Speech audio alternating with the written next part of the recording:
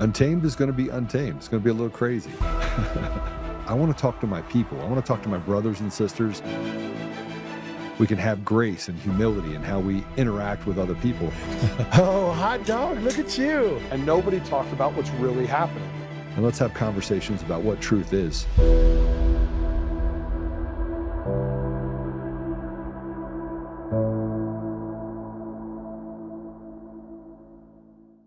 Republican and Democrat who went together and went to the Runbeck Center and saw something that they found, in their own words, not my words, their words, alarming. That you had active ballots that were filled out sitting alongside of blank ballots. That is as Harmeet Dillon said on the show last night, that is ludicrous. That should never happen. And so they took pictures of it. They had eyes on confirmation. It was enough that Brian Stile made sure the FBI knew about it as the chairman of the House Administration Committee. It is that sort of stuff that makes people nervous. And listen, it may just be incompetence. It may have been good-intentioned people doing bad things. But when you get a visual like that, and by the way, this report has visuals in it. You can literally see paper. I also believe the congressional observers took video footage. And I think that video footage, if it becomes public, will be eye-opening to people. Because you can hear the Democrat and Republican saying, what the heck? What's going on here? I think that that's the sort of thing, because the story in Maricopa County is everybody is a conspiracy theorist and everything is perfect here. And those pictures are probably going to show something imperfect. Doesn't mean it's illegal. Doesn't mean it's foreign, nefarious. We don't know enough yet. But getting to those sort of failures, hiccups, mistakes, whatever they are, is an important part to curing the system. Harmeet was sitting right alongside of me last night. She was an observer in Maricopa County in 2024 as a private lawyer working for the Republican Party. She said she observed things that would make your eyes roll to the back of your head. That is the sort of data we need to get to the senators and to the members of Congress and to the American people, because they've been force-fed this thing that our system is perfect. It's still a great system, but it is far from perfect. So they fear the idea that incompetence and incongruities are going to be exposed. Next week or in the week after, I think by the end of this month, Steve, we'll get the second component of this. A lot of people don't know this because we don't cover this, but in London, there was a major scandal about a year ago when the British government acknowledged that China hacked into voter data systems and got the voter identities of many British citizens. Great Britain was enormously alarmed. I think the American public will soon get a sense of alarm about issues like that. Things that our CIA and our DNI and our FBI and our HSI have known about for years. And I think that's the part of HSI being on the ground and elsewhere that they're beginning to look at, which is what were their voter identities stolen by a foreign power that in the future, present or past, have been used for influence or measures, and our government has kept silent about it. I think John Ratcliffe, Tulsi Gabbard, Kash Patel, Harmeet Dillon are going to be able to educate the public when these declassifications finally occur. And we're going to look a lot more like Great Britain, which is we should be alarmed. And by the way, we can fix this. We've just been asleep at the switch because our intelligence agencies have not given the American public the truth. I don't agree with most of what John Solomon says, and I don't agree with what he said either about our systems being good. But I will tell you, getting to the bottom of what happened with Runbeck, which, by the way, we've had that footage for quite some time in the 2024 election. We had the footage. And I think what drives me the most crazy about the media is that they sniff the butt. They sniff around the edges. They never talk about what's really the problem, and they use hyperbolic statements like, oh, the intelligence community did not tell us the truth. The intelligence community has never told us the truth. Turn it up in my ears, will you please? The biggest issue that we face collectively is that we have a controlled narrative. And whether we're talking about Real America's Voice, and look, I don't have anything against this particular campaign. I think that the information is going to come out. I think it's going to be very powerful as to even the ODNI report and some of the other reports that we have that will shed light on just how widespread the election fraud is in our country. But you would have to be foolish to think that somewhere along the line that we have safe and secure elections anywhere in the country. We are not a self-deprecating society. That's not who we are. We actually do want to have life, liberty, pursuit of happiness. We want to make sure that the ultra wealthy and big pharma and lobbyist groups and special interests and people that are in Congress and people that are put in positions of power aren't the only ones that get to eat. But in our country, that's what is happening. More specifically, it's not just happening in the country, it's happening on a state-by-state basis. So the same thing that they tried overseas, they brought here. They brought this institutional rot to our own shores, made it impossible for you to go after judges, made it impossible for you to elect somebody that can actually stand for the American people, made it impossible to look at what is happening in our country. And of course, I bring it from the perspective of Colorado because I'm here in Colorado. And I look at, and I've had a chance to look underneath the hood. And the further I get underneath the hood, the more I say, our country is institutionally broken. Our states are even more broken. Let me tell you what I mean, and then I'm going to get into some fundamentals of what needs to happen in Colorado. And then we're going to have a guest on that's going to talk about the cost of what it cost him to talk about election. I already know what it cost me. I already know what it's cost President Trump. I already know what it's cost many people in this country who have stood up for truth. Not hyperbolic statements, not stuff that we can't put our fingers on, not stuff that we didn't witness ourselves. Truth. And no matter where you turn, every single whistleblower out there, from the FBI whistleblowers to the IRS whistleblowers to Erik Holt, who is he was a chief of a fire chief, to myself. Anyone that is, show me an example of a whistleblower that was treated kindly within the system. Show me one that wasn't sued for defamation, that wasn't put through the ringer, who didn't have their constitutional rights just absolutely trampled, and have the entire media apparatus just have a heyday on every single one of them. Every single one of them. Show me one that I'm talking about that did not get destroyed. That they didn't just make stuff up and attack their family. You know, mine's a pretty severe case, but I'm not the only one. Look at what happened to David Clements. Look at what happened. I can go down the line. Patrick Byrne. It doesn't matter where you look. They don't like facts. And they will do everything they can to cover up those facts because they're just a bunch of evil demons. This David Beller guy, this guy, David Beller from Coomer's attorney, who's now trying to violate my First Amendment rights by saying that I don't have a right to talk about him because he's deathly afraid of me putting on the record the fact that the largest corruption case in the country is all tied to Erik Coomer, the guy that runs Dominion's strategy and security for 50+% of our vote, who said, hey, don't worry about it, Trump's not going to win, I made effing sure of it. Who said, oh, we got to shut him up and we got to sue everyone else. David Beller, the same guy that's being sued in the Christopher Gregory case, the largest corruption case in the history of Colorado. Millions of dollars in bribes paid. That includes a rotted judiciary and what can only be seen as the epicenter of the lack of accountability and the absolute grift that we have in this state. But let's talk about this if we can.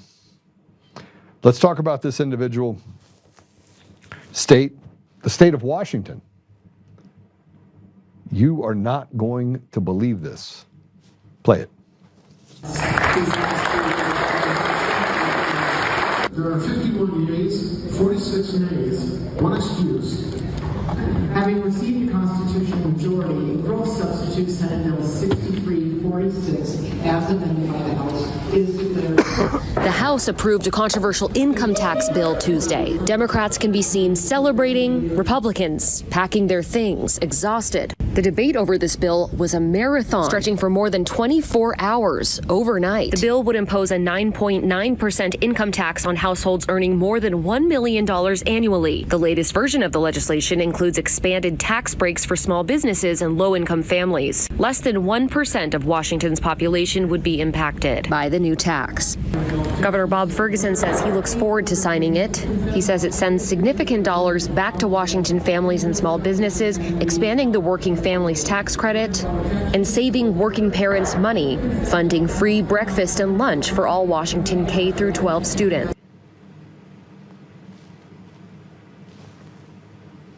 A 10% tax on any family making over $1 million. The American dream is done. The thirst for blue states to grab more while they actually abuse the tax money they already have is significant. Americans are being treated as secondhand citizens while illegals are being given a lot of these subsidies. Millions of dollars go to NGOs that give free health care and free child care to people that frankly aren't American. But we step over Americans in order to do it. And don't be fooled. Washington is just another state where people will just flood away from it and go somewhere else. Industry will die, and those people that are poor will get poorer. And those people that can't actually move away, and the people that own homes, they'll pay the price. And foreclosures will go up. And by the way, this was all done on purpose. Like, nothing that we're talking about right now is done by accident. Nothing. None of this. This is all done on purpose. This is all done with the idea that they want to destroy the fiber of our nation so they can reset it. Look what they did to Venezuela. It's the identical playbook. Look at what they did to multiple nations overseas. Look what they did to Romania. Look at what happened to Greece. I mean, I could go down the line of the institutional rot that stole the basic opportunities from families all over the country, all over the world. Look at what's happening in Canada. It'll take you 6 months. You have cancer, you're going to die of cancer long before you actually get any help. That's the system that they have there. We have a 0.1% population in this country that run everything. And they can't get enough. They get billions of dollars, now they want trillions. And they want it at the expense of the American people. They have replacement theology across the entire nation to bring people across the borders, and then we have people that are funded by George Soros. Excuse me, they're not funded by George Soros. Let me actually tell you the truth about that. They're not trying. That's not true. That's not true. Let me just. That's what I just said is not true.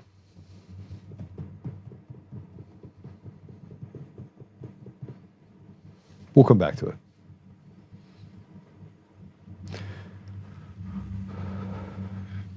California, Washington, Oregon, Colorado, New York, New Jersey.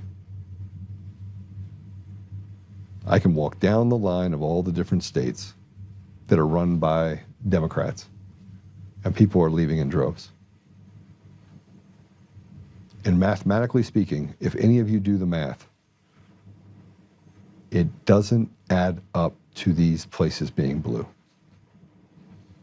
These are not these are not safe and secure elections. These are fraudulent elections across the board in all of these states.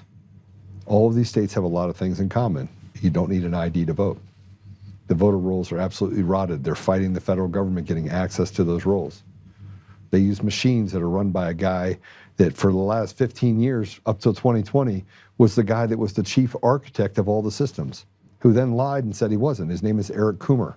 He was the guy that was on the Antifa call in September of 2020. He was the one that in December of 2020, and by the way, this isn't about Erik. Erik is just a cog on the wheel for the intelligence community to steal the voice of the American people and commit treason state by state by state.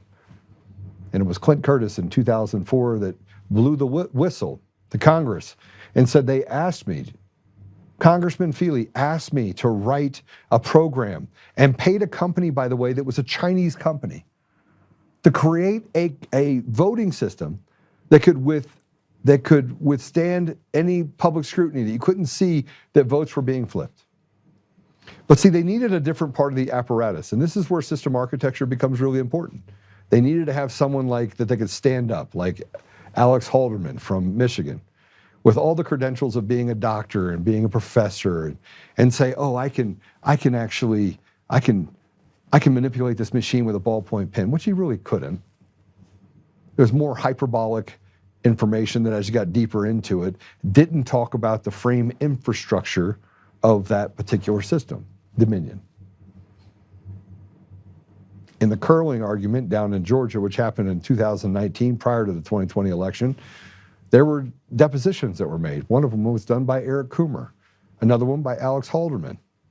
Alex Halderman, who is this professor from Michigan, many of you have heard of him, he came literally to the Lindell trial and got up on the stand and had no idea what system architecture even meant in relation to Dominion systems. He didn't even know. How is that possible? How could you be responsible for the person that is the most knowledgeable about election systems, be a cyber expert, and not know at all what system architecture was? That's not a term that we're familiar with inside of voting systems. It's on page 2. And I had to go back and check it and say, okay, here's a guy that literally got on the thing and said it was preposterous that Dominion would steal elections. And yet we have 12, 13, 15 whistleblowers from Venezuela that said, hey, the system, including people at the highest level, that said that not only did they actually conspire with the CIA in order to do this, but they conspired with congressmen, people in Congress. They conspired with private companies. Dominion Voting Systems was designed, the system architecture coming from Smartmatic, implemented into the country using algorithms that were created by a guy named Erik Schumer, who was recruited fresh off of almost going to jail for 10 years. A month after Smartmatic acquired Sequoia, Erik Schumer is still dealing with a past that, as a drug addict and a guy that almost went to prison as a felon. And by the way, go find those cases in California. They don't exist. Why? Why don't the cases exist? Who has the capability of wiping out entire cases? How is that possible? Within a month of actually Smartmatic buying Sequoia, Erik Schumer is brought in to be the chief architect, fresh off of being a heroin addict, who said he dried out on the ground. He just decided to dry out.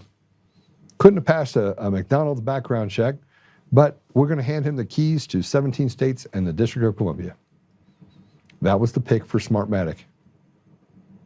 A guy that wrote a thesis about energy decay models having to do with nuclear decay, and an algorithm that matches identically to the cast vote records that were built. And again, this is where I will lose most of you in what I'm about to say, because you'd say, well, it's not the same. Energy decay is not the same as votes. Okay, so the way that math works is you can use math to do one thing, and then you can take that and convert it, and you can implement it into a system in order for it to accomplish an end goal. And the thing about PID controllers and the thing about energy decay is you have to get to you're getting to an outcome. In every election, there's an outcome. And we're sitting here watching elections get stolen inside the machine. We're watching things happen in municipal elections, and people say, here's what the radical left says. This is their argument. Well, how come President Trump won then? Well, first of all, it was too big to rig. You had too many people that had their fingers on every Pete, and you had this guy named Elon Musk. And Elon Musk literally just walked in and said, bloop, here's what we're going to do. He knows. And the fact that he knew at 5:30 in the afternoon before the election was ending that President Trump was going to win means that he knows it all. He knows it all. Elon Musk is not a stupid man. He hasn't said anything. I don't know why he hasn't said anything. Maybe it's because he has security clearance, and maybe because that security clearance requires him, and anything that is classified, that he can't release it. And it doesn't matter who you are. If you have a clearance, you lose your clearance if you actually violate it. But if you don't think that I know that Elon Musk and a Red Hat group was responsible for making sure that President Trump was elected, he was. And the fact that we had down ballot races, especially in Colorado, that bucked the entire trend of the entire country. So the entire country went red except for Colorado in the 2024 election. True story. Go look it up. The entire country went one direction, Colorado went the other. I live in Colorado. This is not a blue state. I watched them systematically steal municipal elections after the 2024 election, and then promptly in 2025 steal school boards and things downstream, because they needed it to be ink dry that they had full control over the state. And the radical ideals of all of these people has come out in full swing, with them saying that you have to rape a child 3 times before you go to prison. You're eligible for probation otherwise. And if you rape 3 separate children once, it doesn't qualify, you actually can still get probation. That wanted to create a registry in the state of Colorado for prostitutes.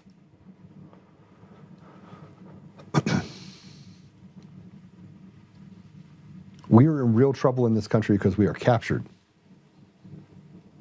And if you're in Colorado, you're about to hear something that you haven't heard before. I'm about to go through something with you that you haven't had a chance to see.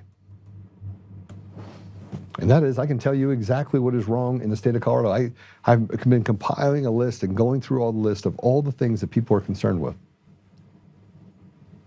The entire state of Colorado is fundamentally broken. There's not one part of Colorado that isn't broken. There's not one part of Colorado that isn't designed to actually enslave the people of Colorado, and the people of Colorado are feeling it in such a way that it is unsustainable. You have restaurateurs that are leaving the country and putting restaurants in other states that are red.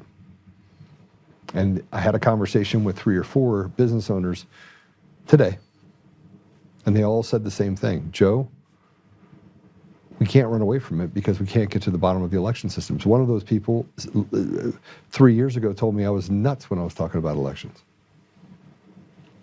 They're still standing up people and saying that they're the gold standard. You still have people like Matt Crane in Colorado that are walking around bullying all the county clerks and recorders. But the county clerks and recorders, there's several of them that are now saying, I don't know how they're doing it, but they're definitely manipulating our elections.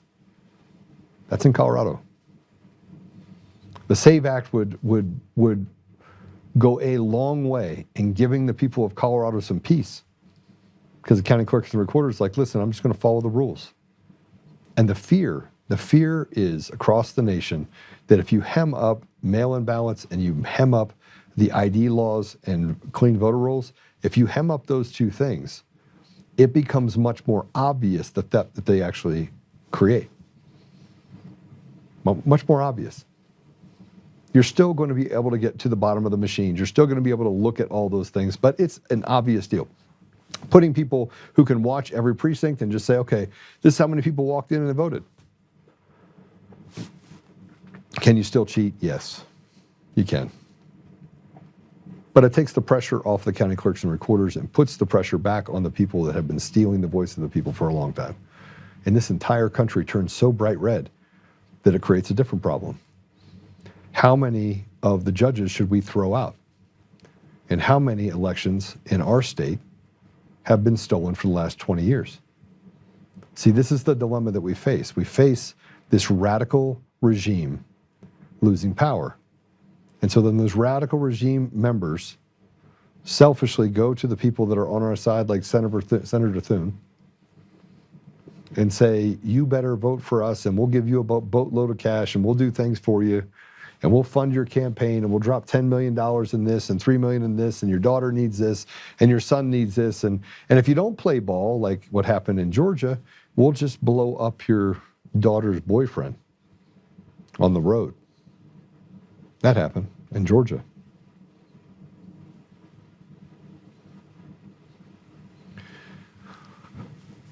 Democrats passed an income tax on Washington state, and do you want to know what the founder, Howard Schultz, announced literally right after? Starbucks founder Howard Schultz announced that his family is leaving Seattle for Florida. Same day, Democrats passed an income tax on Washington state. Starbucks corporate is moving to Nashville. The wealth exodus is underway. Democrats will kill Washington's economy. Do you think that the people of Washington voted for this? I'm going to tell you right now, the reason why I am running for governor of Colorado is that I don't give a shit about those people that would steal the sovereignty of the people in Colorado.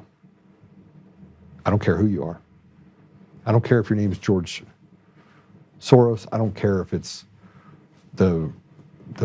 Rosenblatt, whatever you want to call them. I don't care if it's the Polises of the world. I don't care if it's the Anschutz. I could care less if it's the CIA. I want the people of Colorado to have a voice and a seat at their own table. You think that this is what they want? How many people that make over $1 million are going to stay in Washington? Let me just go ahead and tell you right now, none. And if somebody there makes over $1 million, they're parking their residency somewhere else and maybe come back and hang out in Washington. They're going to gut the entire state. They're going to gut the whole state.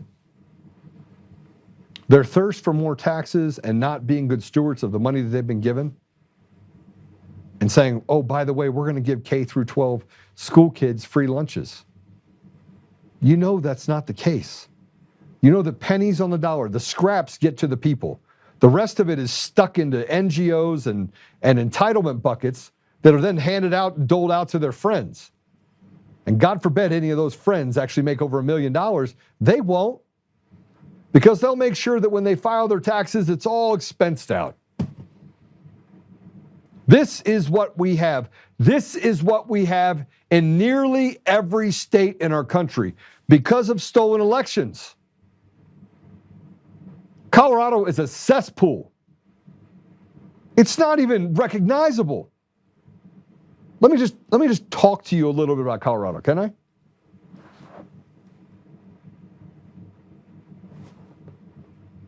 How many of you think that you're not paying enough in taxes? How many? How many have to figure out how you're going to make a budget and where money's coming from? And then you hear about what they do in Somalia, and they send money over here, and they billions of dollars, and they talk in all these superfluous numbers, these numbers that are so big. And you're thinking to yourself, how do I even just pay my rent? How do I pay my mortgage? The cost of living in Colorado is completely unaffordable. 23 cents on every dollar in rent and mortgage on the average goes to taxes. 23% goes to taxes. It doesn't matter if you rent it from the big cheese up there and your rent's $4,000, $1,000 of that a month, $12,000 a year goes towards taxes. And imagine the person that's paying $1,500 a month and thinking to themselves, well, $400 a month. I pay $5,000 a year in taxes for property tax. And you're like, well, I rent, so I don't pay property tax. No, it's in your payment. It's there. The median household in Colorado is $580,000. Rents are up 8% in the last year. Property taxes jumped 20 to 40% in 2026 because the temporary relief of giving you a 10% disappeared. Auto insurance, while the insurance companies are actually paying, you want to know how much I understand what's happening in Colorado? I'm about to tell you. And by the way, everything that I'm saying now will apply to every one of your states. And if you're in a blue state, it more applies to you. Insurance, auto insurance and insurance in this state is up 55%.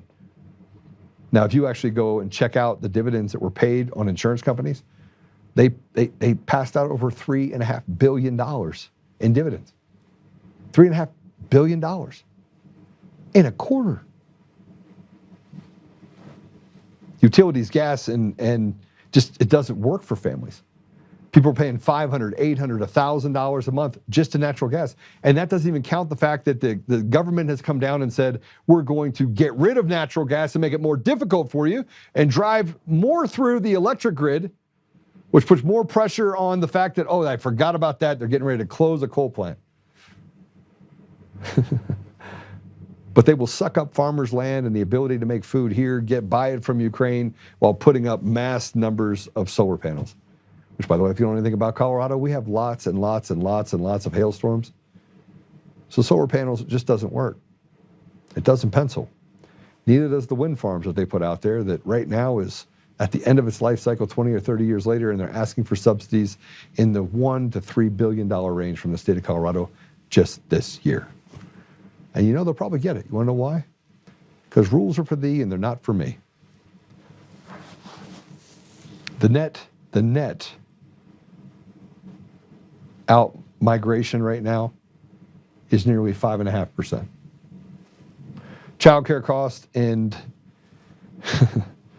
the Denver area, childcare for the average family that is an American is $2,300 a month. It's one of the highest costs in the nation. And if you want to know why, because home daycares were relegated and regulated out of business. New rules by the state of Colorado made it almost impossible for home daycares to actually exist. So we have childcare deserts. But don't worry, we're the largest state in the country for abortions, and we will allow you to kill your baby even after the baby is delivered. Go check my math.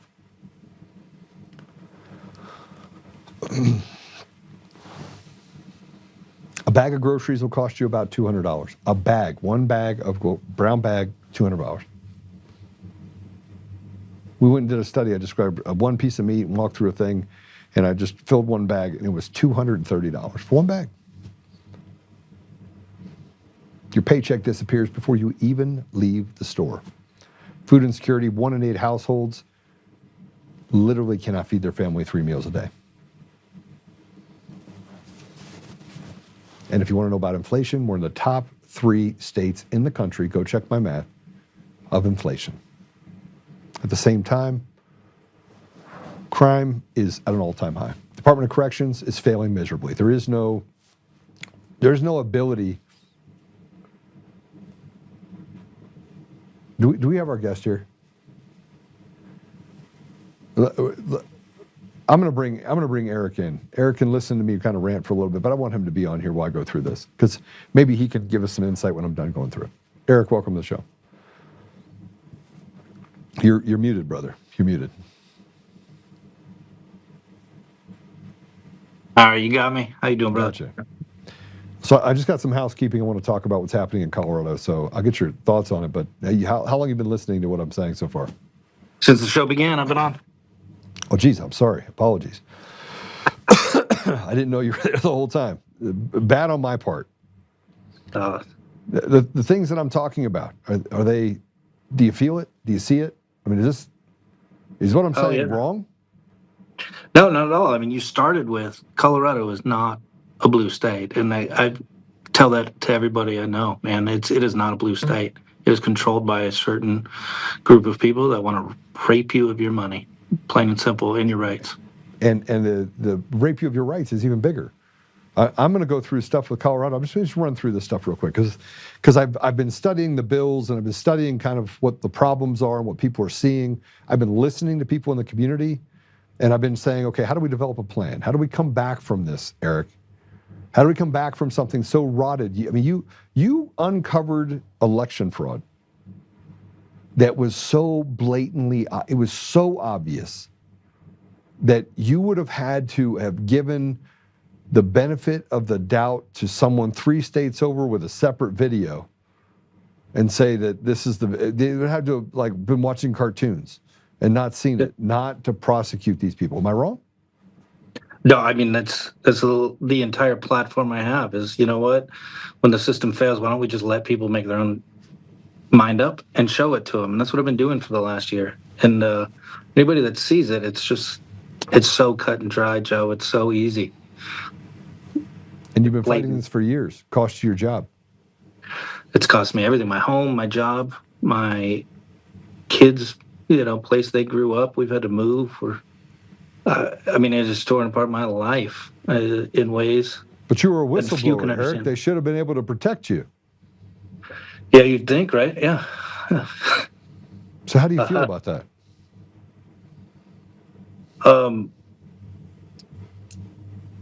I'll say this, Joe. This is why I love you, and I love what you're doing, and that you stepped up to lead and to run for candidacy. Because I will say this, maybe not nationwide, in the state of Colorado, though, every system is designed to fail and to harm the citizens, plain and simple.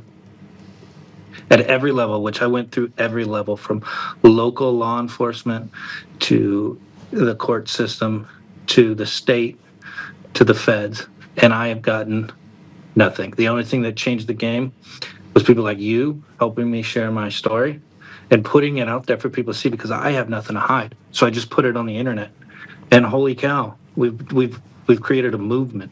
It's insane.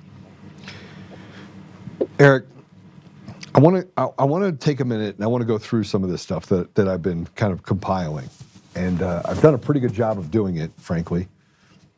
But I want to walk through this, and you tell me if any part of this is untrue. You can fact check me. You can go anywhere to fact check me. Violent property crime is among the highest. Sometimes it's even higher in California than California here in Colorado. The arrest rate in Colorado is nearly non-existent. It's less than 10%. And when I talk about those, it's only 8% if you're talking about rapes and assaults. 8%. And check my math, guys. I want you all to check my math. On rapes and assaults, the arrest rate is less than 10%. I have 8.32%. Revolving door of justice, no cash bails. Plea deals, understaffed police go and arrest them, they put them back in, it's a revolving door. Smash and grabs, car thefts. Even if gun stores are robbed, the response time is over an hour. So guns, they're breaking in to steal guns in the middle of the night, and nothing. DOC parole has the assessment on a parolee wrong 98% of the time. 98%. Releasing violent offenders on the street that within 90 days, I'm not saying wholly, within 90 days, nearly 65% of parolees reoffend, and at a significant level higher than what they actually did before. This is Colorado. Homelessness is out of control. Since 2020, the homeless population in the state of Colorado is up 90%. 90%. We spend billions of dollars every year, Erik, in Colorado. On the average, $164,000 per homeless person. Let me say that again. If you take all the entitlements and the NGO money and the things that they push out, the special slush funds that they have in the governor's office and in city and county of Denver, it's $164,000 per homeless person. Tell me what they have to show for it. Is there a building to show for it? No, that's a staggering number. I mean, that's what probably average Coloradans make a third of that. Yeah. In annual salary. So you 58 grand. 58,000. That's the average, yeah. Wow. It's terrifying. Okay. So let's we could talk about the apocalyptic conditions with state voucher candidates or tenants inside of it, most of which are here illegally. Illegally. They're not legal citizens. Let's talk about economic decline. Job openings are down almost 50%. Unemployment rate has risen, it's the fifth slowest growing economy in the country. And we net out job losses in nearly every sector. Downtown vacancy rate is 35 to 40%. Palantir just left, took all their people. And by the way, Palantir came to Colorado in just 2020 and left Silicon Valley to come to Colorado only to exit within 6 years. Less than a year after their entitlements ran out. Colorado is now the sixth most regulated state, and restrictions against businesses grew by 7% from 2020 to 2023. We haven't even measured the effect of it yet on businesses here, while government grew at an astounding 41%. Government of Colorado, the budgets grew by 41%. During the same period, regulations increased by 7.1%. What do you think of that? Sounds like a dying state pretty rapidly. It's not even a slow decay. That's I'm not done yet. Oh God. Erik, 500 plus bills per session. That's an average of 4 new laws a day. That's 3 to 8 times the national average. Let me say that again. You ready? 500 new bills per session. That's an average of 4 laws a day. That's a 3 to 8 times the national average of laws that have to be passed. To go backwards, not get better, huh? People ask me, like, Joe, do you understand what's happening in Colorado? Somebody asked me 2 days ago, I had somebody ask me at lunch, do you understand what's happening in Colorado? And by the way, I'm running for governor not because I want to, because on a zero scale of 0 to 100 or 0 to 500, I'm at negative 50,000. I want nothing to do with the political apparatus in any state, in any country. I think they're all rotted, shitty-ass people. I think the only thing we have in this country is Donald Trump, and 99% of the other people, you could put them in a city, put a border around it, fill it like a bathtub, and drown them. That's how much respect I have for the apparatuses that have done this to the people of Colorado. The people like Matt Crane, the people like Dominion Voting Systems, the people like Governor Polis and Phil Weiser, who says, I got 59 lawsuits against President Trump. While the people in Colorado basically rot all the way to hell, and they could care less. They just put more pedophiles on the street.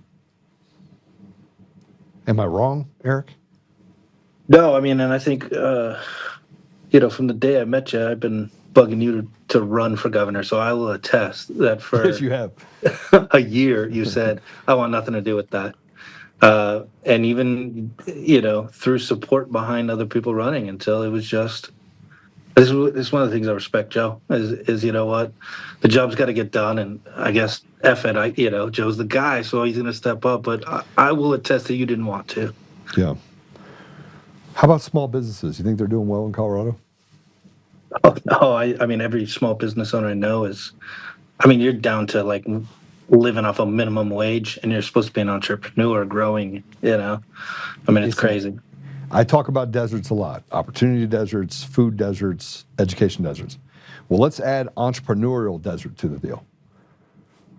They asked business owners in a survey. There was a survey done. 77% of those people said that the climate for businesses in this state is untenable. Nearly 40% of those businesses said that if things don't improve, they will close in the next 12 to 18 months. Yeah. Do you hear what I just said?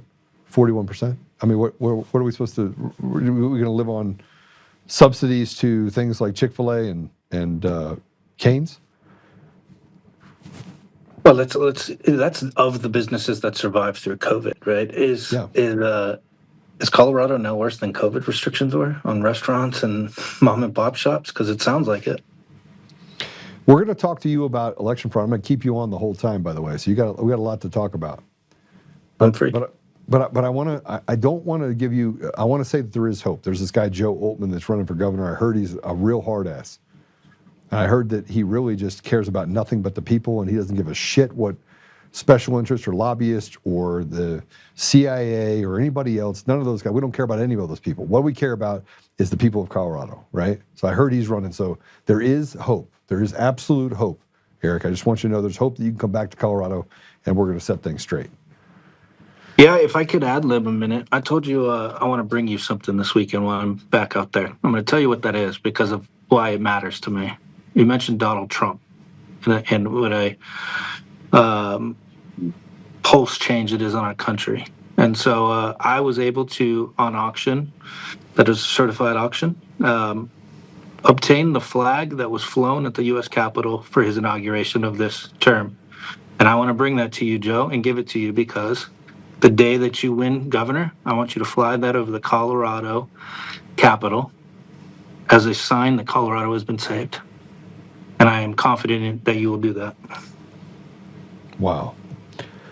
Well, now I have to win, don't I? You're goddamn right. Oh, man. Wow. Okay. I need to talk it's something more. I would love to have, but I'm proud to give that to you, Joe, because of you didn't know me from Adam. You've had me. This is the third time on your show. You talk about being your brother's keeper, man, and there's very few people that I've never met you in person. I'll tell you that. It's been my phone. It's been on your show, but very few people have done what you've done to help me in my struggles. And I know that you can do that for the state of Colorado. And you just described, I mean, it's not going to make it another 4 years on anybody else, I don't think. So it's Colorado's saving grace, plain and simple. I don't even know what to say. I look forward to seeing you. Likewise. Wow. I want to get through all these things really quick with you because I think you lived in Colorado, so you understand this. And you have family here, right? Family, friends, brothers and sisters from the fire service, the military. I laid a foundation in Colorado, man. And I'm sorry, you're coming back. I just want you to know we're going to get you back. We're going to get you back in the. Let's talk about the deserts for the most vulnerable. For so long, political leaders have concentrated on the I-25 corridor. Like, this is how we make all of our decisions. And I don't mean the I-25 corridor, meaning even the poorest that we look in Aurora or on the eastern front, right. Farmers, or even the western slope. But every decision is made based on this urban ideology. Yep. And yet there's no economic mobility for the poor or minority communities, none.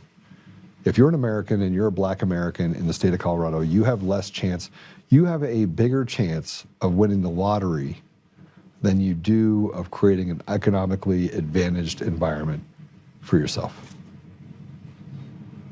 I mean, it's not just bad, it's terrible.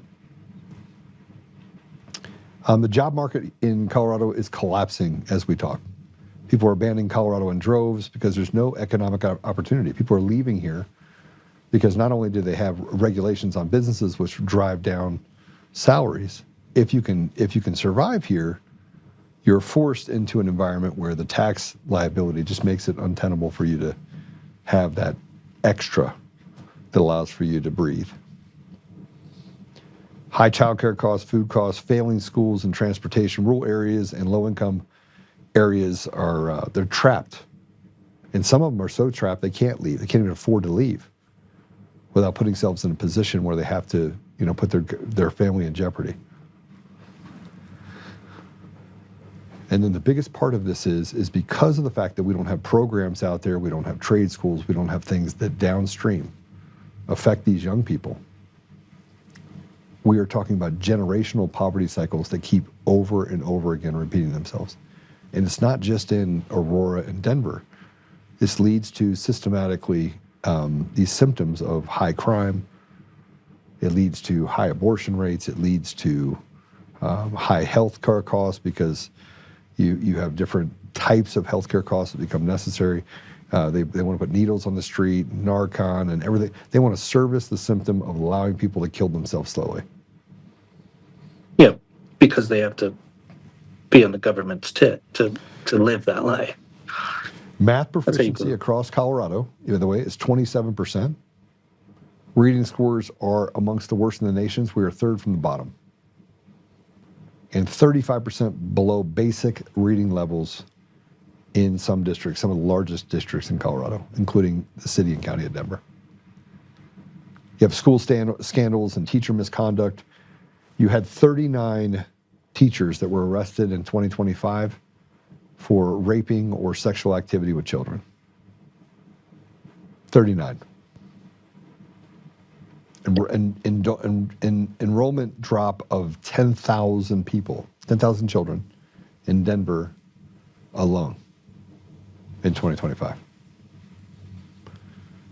You have parents that are being called domestic terrorists. You have DSA, Democrat Socialists of America, and communists showing up to, and Antifa, to showing up to oppress anyone that stands against their radical ideologies, even though none of these people have kids.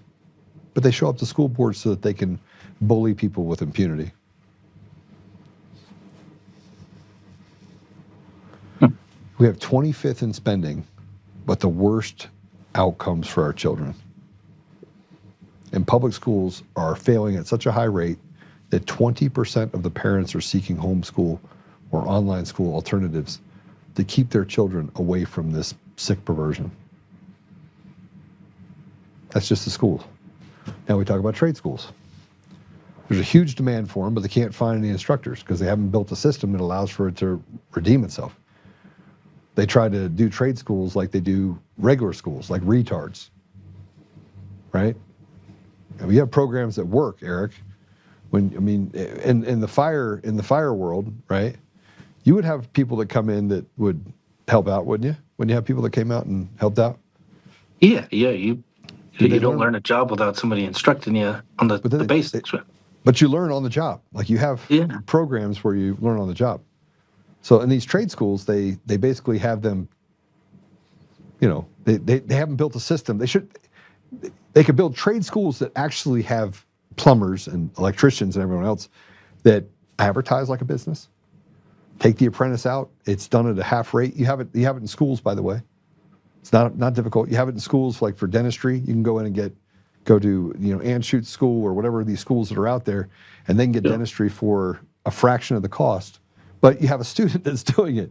I don't know if I want to do over dentistry. Maybe for plumbing and maybe for electricity. Maybe. But I don't know. It's a different risk, right? It's a completely different risk. But you have a master electrician that's there that's getting paid a wage, right? They're actually doing the work. You could. This is generational. This is legacy material for people that are inside the trades, right? Well, and some of the best, most stable jobs that exist, right? So shops classes were eliminated years ago.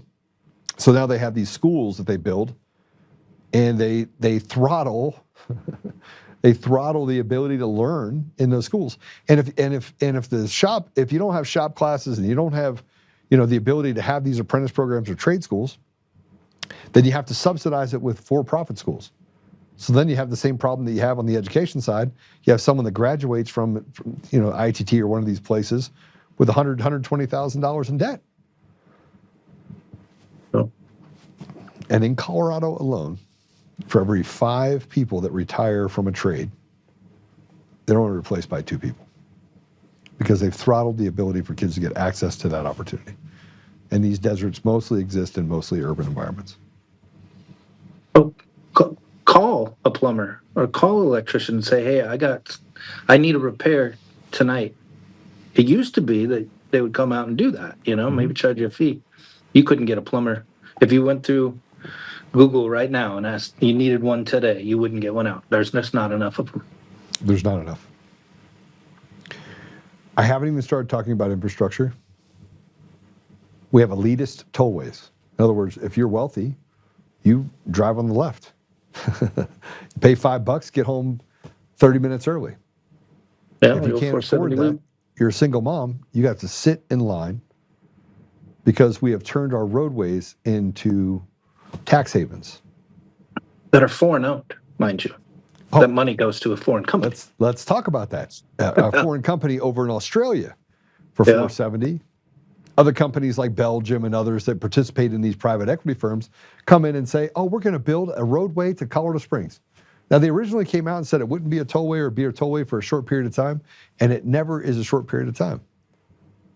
Mm-hmm. And now we have hundreds of millions of dollars being funneled out of the state of Colorado for $470. Yep.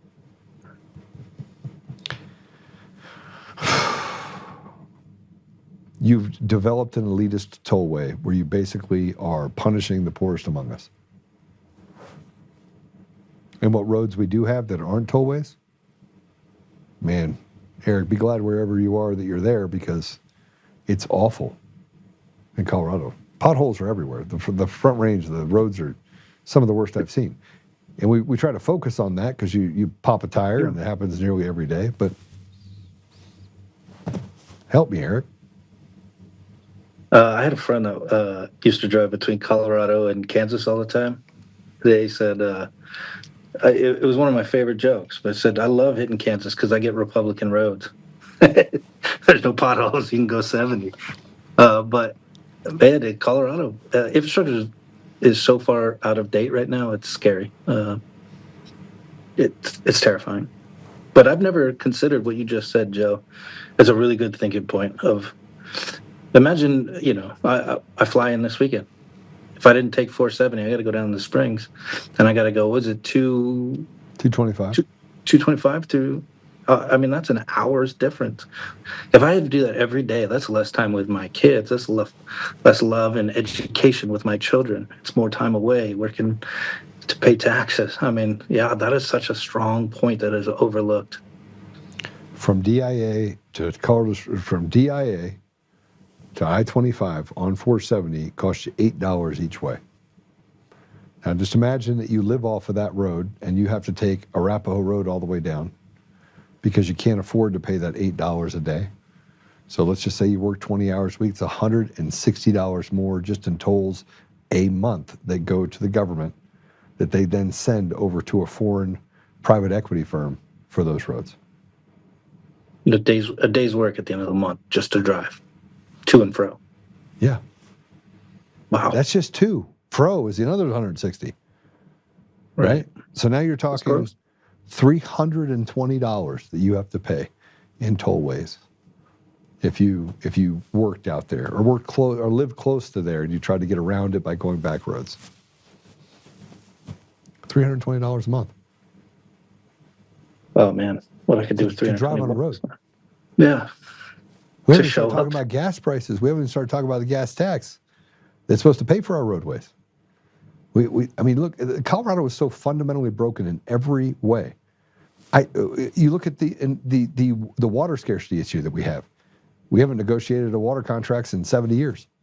Mm-hmm. And we finally get to the place where we're not keeping our fair share of water. We're passing it downstream to Arizona and to California.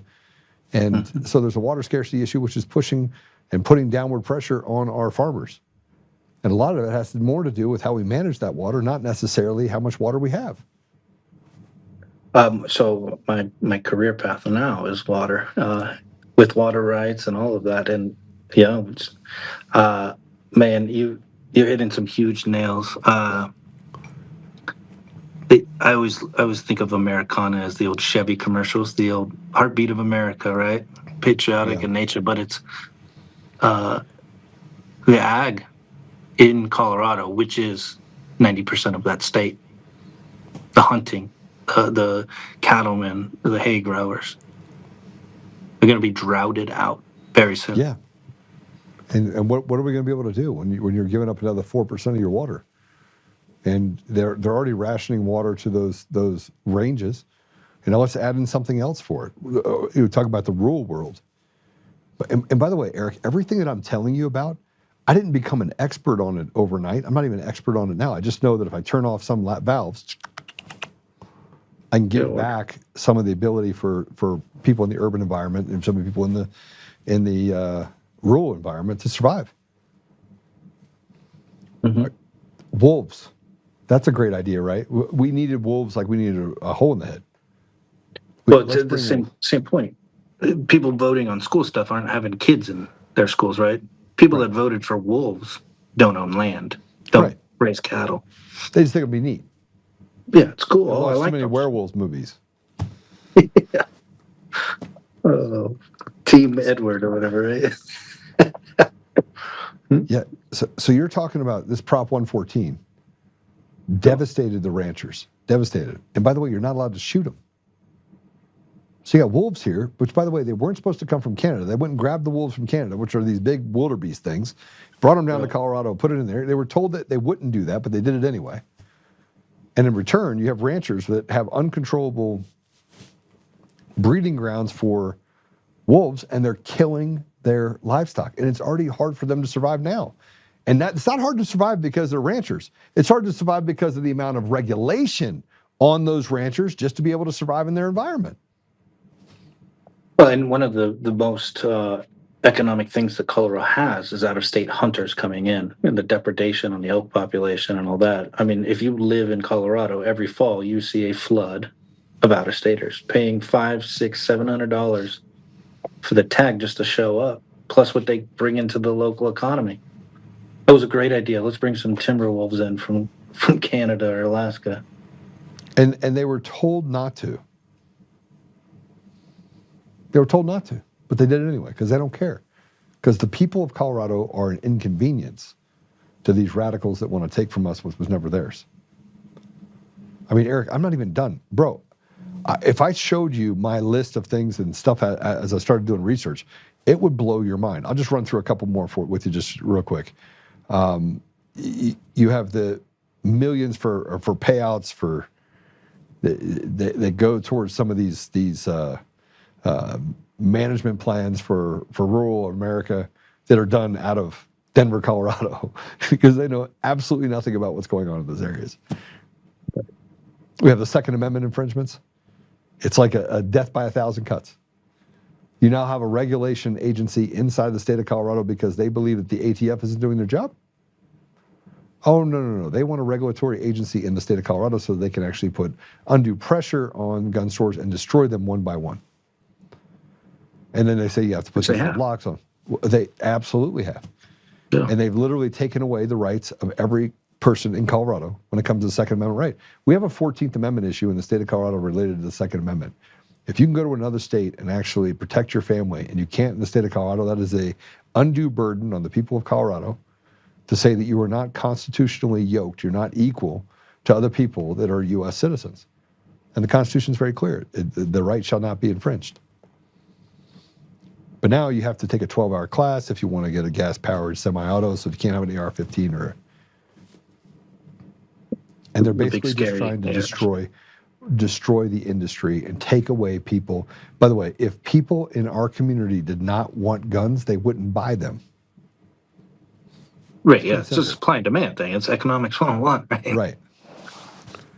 Then we have leniency on pedophiles and sex offenders. 70% of child rapists get probation. 70% in the state of Colorado of child rapists get probation. Repeat offenders, they get put back on the street due to incompetence loopholes. Light penalties for traffickers. Victims are often not even notified, Eric, that the person that they put in jail, if they went to jail, were released. You have flock cameras on every corner. So every person that walks through and drives through, you have this police state that is basically making it impossible for people ALPR's tracking every moment. Yeah. Every movement you make in a vehicle. Yeah. Now let's talk about healthcare costs. I mean, are healthcare costs in Colorado going down or are they going up? Well, that's, yeah. Everything in Colorado is going up. So let me take the low-hanging fruit there. So because remote work is actually collapsing, mountain towns are actually collapsing as well. So we have a real problem in the ski towns and the rural areas because people are basically flocking out and leaving those areas as well, leaving this huge vacuum. And because of this overt thing of tourism in the mountains, people just come here, they don't want anything to do with the politics here, but they'll go there just to ski. Of course, it's gorgeous, right? Then it's unlivable for workers because they actually can't rent a place because property tax and everything else is so high that it's almost untenable. Oh, that's already, so most of the mountain towns subsidize their employees and they still can't afford. Yes. Those are just, that literally is 17 of the 28 things that I've written down of things that we have to absolutely tackle in the first 6 months of being governor. And by the way, that's how quick it'll happen. That's how quick it'll happen. We'll get rid of the wolves. We'll have a legislative session that basically says, listen, we're going to deregulate. We're going to chop all the regulations for businesses. We're going to create tax holidays, create consumption taxes, get rid of property tax, do the things that are, these tollways go away. We're going to repatriate those roads and give them back to the people of Colorado. And people are like, oh, you won't be able to fund the government. Good. It's the only thing we won't be able to fund. But families will be able to feed themselves.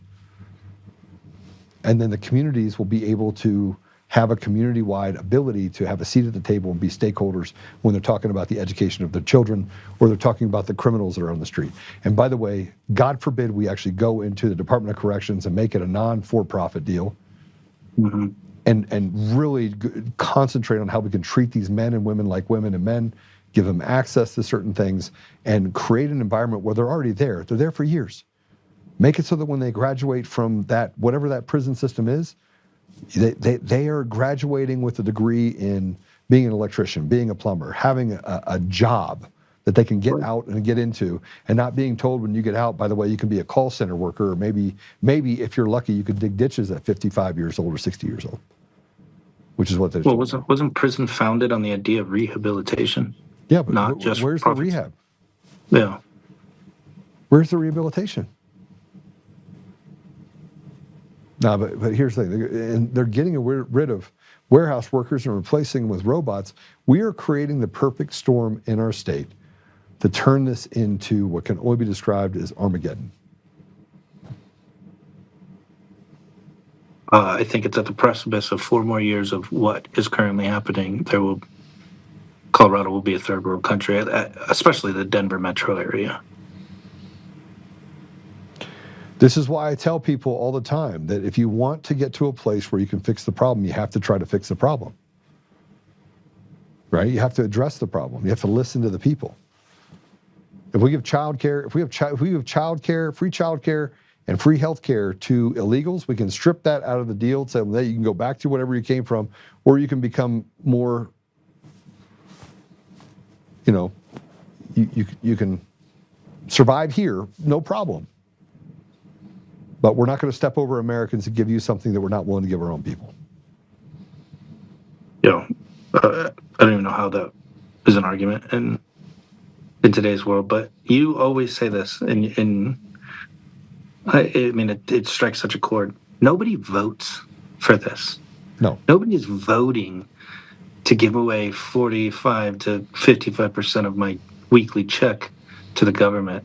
Nobody's voting to let child molesters out early without never should they get out, but a prison system that's just to feed money back to the government.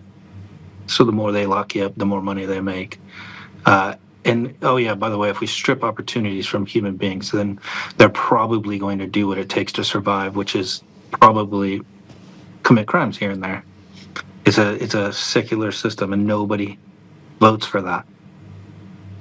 Well, I believe that's why when I look at the things that we're facing right now, I kind of scratch my head and go, this can't be real. Like, this cannot be a real thing. We cannot really be in a position where this nonsensical ridiculousness, and we didn't talk about DEI, I didn't talk about the pride flags in schools, or the grooming that happens, or the teachers that frankly are dumber than rocks, that are going in there and trying to teach kids about social justice and forgetting about all the other fundamental things they have to do, or the fact that 50% of the education system is 60% is nearly the administrative costs. I haven't talked about any of that stuff, right? And that we've cut out sports, and we've given, we're doing everything wrong. If you want to look at how to run a society and not destroy it, we're doing it all backwards.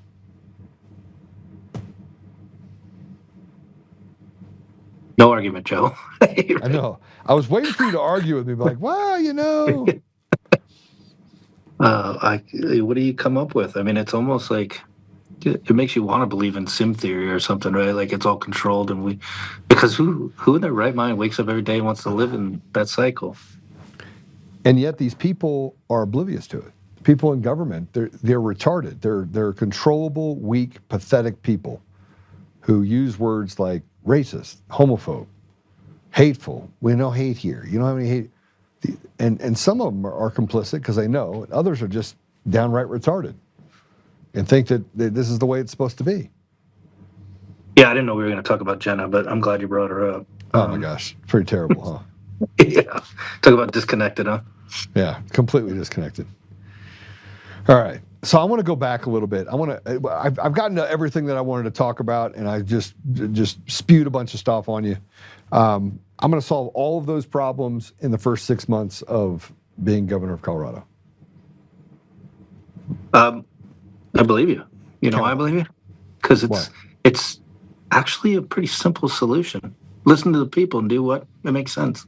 And you're going to have to doge a whole bunch of people. You're going to have to get rid of a bunch of people.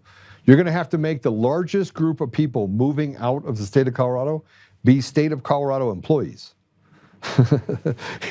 You're going to have to make the people that want to grift and graft off of the system, they're going to be the ones leaving. Yeah, was thinking about something too. When I first moved to Colorado, was the green wave and the marijuana laws and all that, Yeah. and they promised we would be so rich in Colorado if that passed, and where's even any impact financially from what None. was promised? None. I mean, talk about being grifted in the wool, right? Pulled over your eyes. Everywhere you look, every industry that the government enters, they create an undue burden for everyone else around you to compete against them. They try to drive industry out of the equation. That is what the devil does, and that's what the devil has done in Colorado. That's what Jared Polis has done. That's what Phil Weiser has done. Remember, Phil Weiser has never, ever, ever, ever, ever, ever done anything other than be a weak little pathetic professor and then going from there to the AG's office. That's it. He has never accomplished anything in his life. Nothing ever in his life. Yeah, He's an educated idiot. he makes little videos that he's suing Trump and losing, but he never makes the videos that he lost.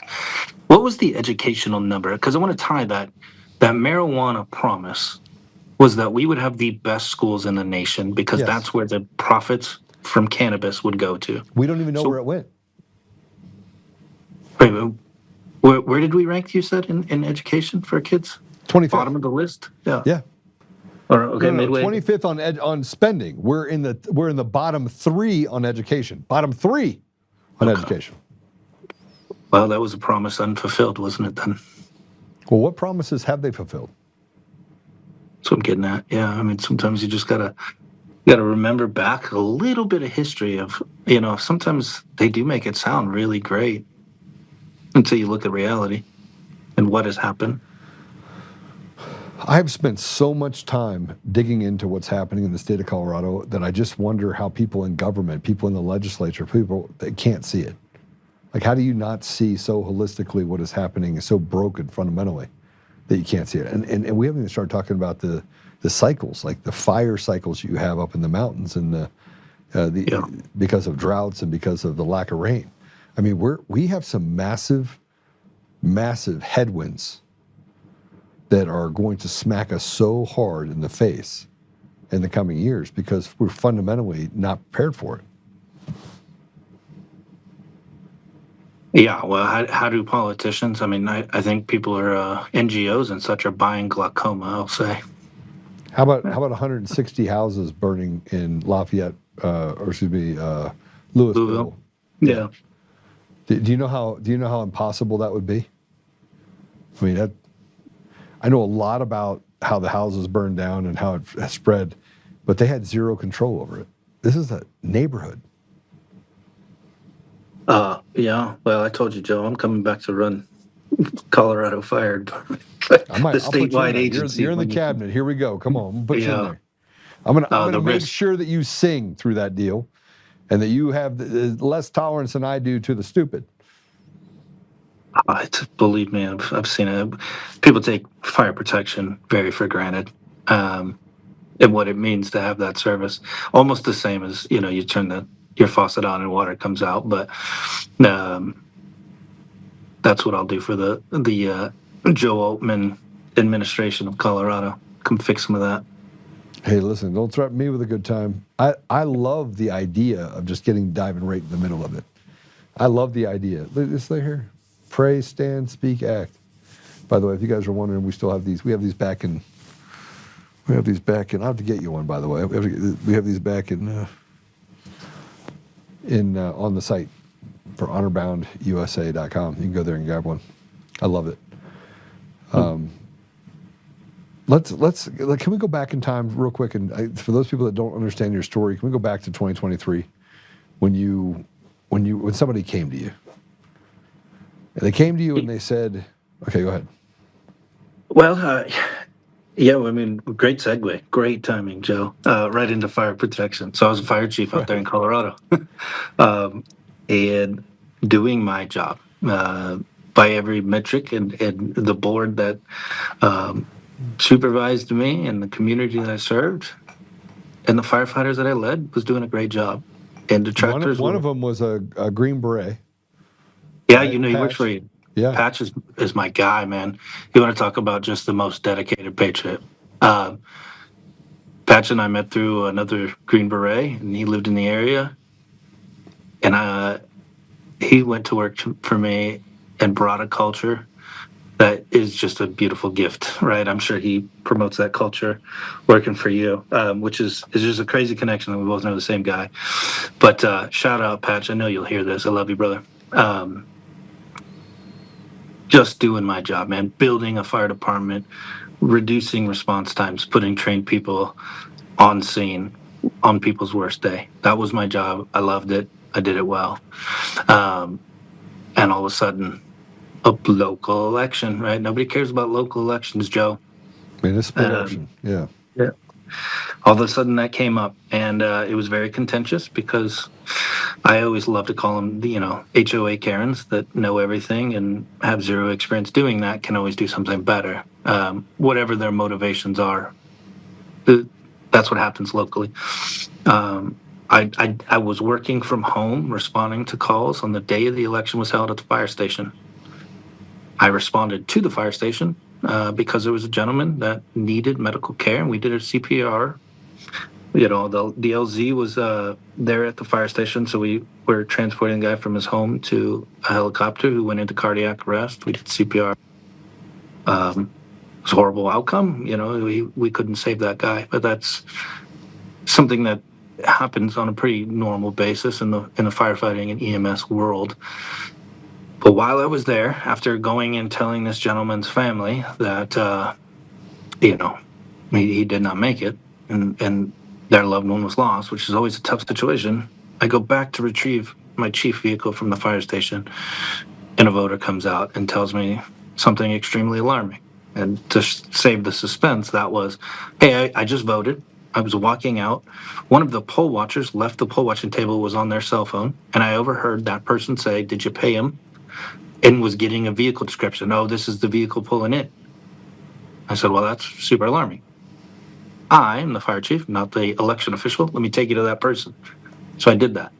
And everything from that point for the last 3 years has been a fight through everything that should exist for that voter to say there's a problem and see accountability and justice for it. My next actions, after a few days and hearing a few more complaints, was to become a citizen investigator. I went off duty to this third-party company that had, they owned the servers for the surveillance system of the fire station. I went and did what everybody understands as a FOIA, or in Colorado, open records request, and I obtained that footage and I reviewed it. And what I found on over 40 hours of footage should terrify everybody in this country, because it was so blatant, it was so obvious, it was so literally black and white in what the rules and the laws are, that a guy who was good at firefighting went through and documented hundreds of election violations that happened in a 12-hour period, and put together the pieces which showed that there was, in Colorado, candidates appoint poll watchers. Talk about a huge conflict of interest. You get to decide who sits there and is the civic monitor, right? Yeah, I have to take a quick commercial break, I was just told. So quick commercial break. Hold that thought. Commercial break. We'll be back in 3 minutes.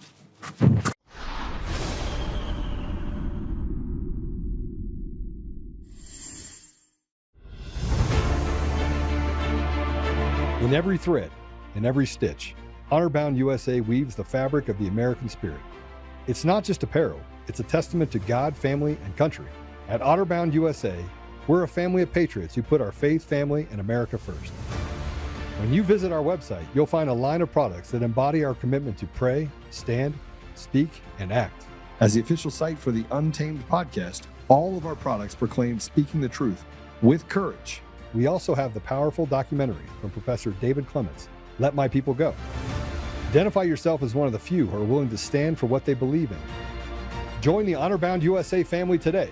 Wear it as a badge of honor, commitment to the values that shape us, and a pledge to the bright future we will build together. Because when you're honor-bound, you're not just wearing a brand, you're embodying a lifestyle.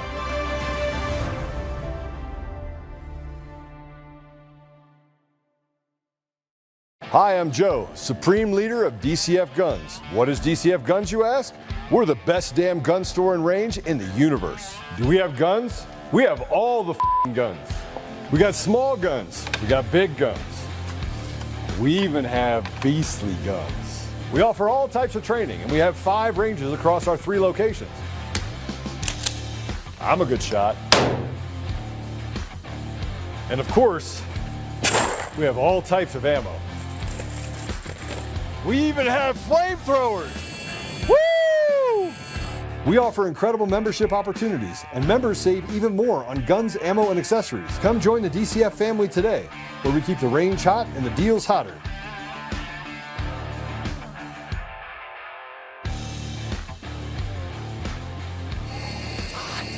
It's hot.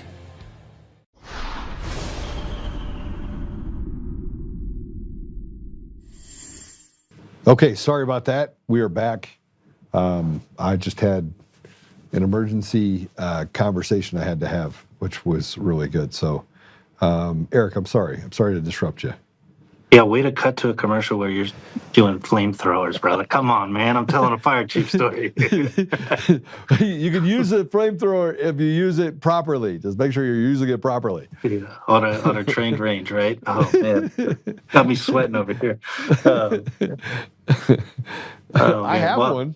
I also have a plasma shooter that I can like knock stuff down with. It's pretty cool. Well, I'm more comfortable with a plasma than I am a flamethrower. So, yeah. But I'll give it to a fireman. You can go take that to Patch. I'm sure he'll have fun with it.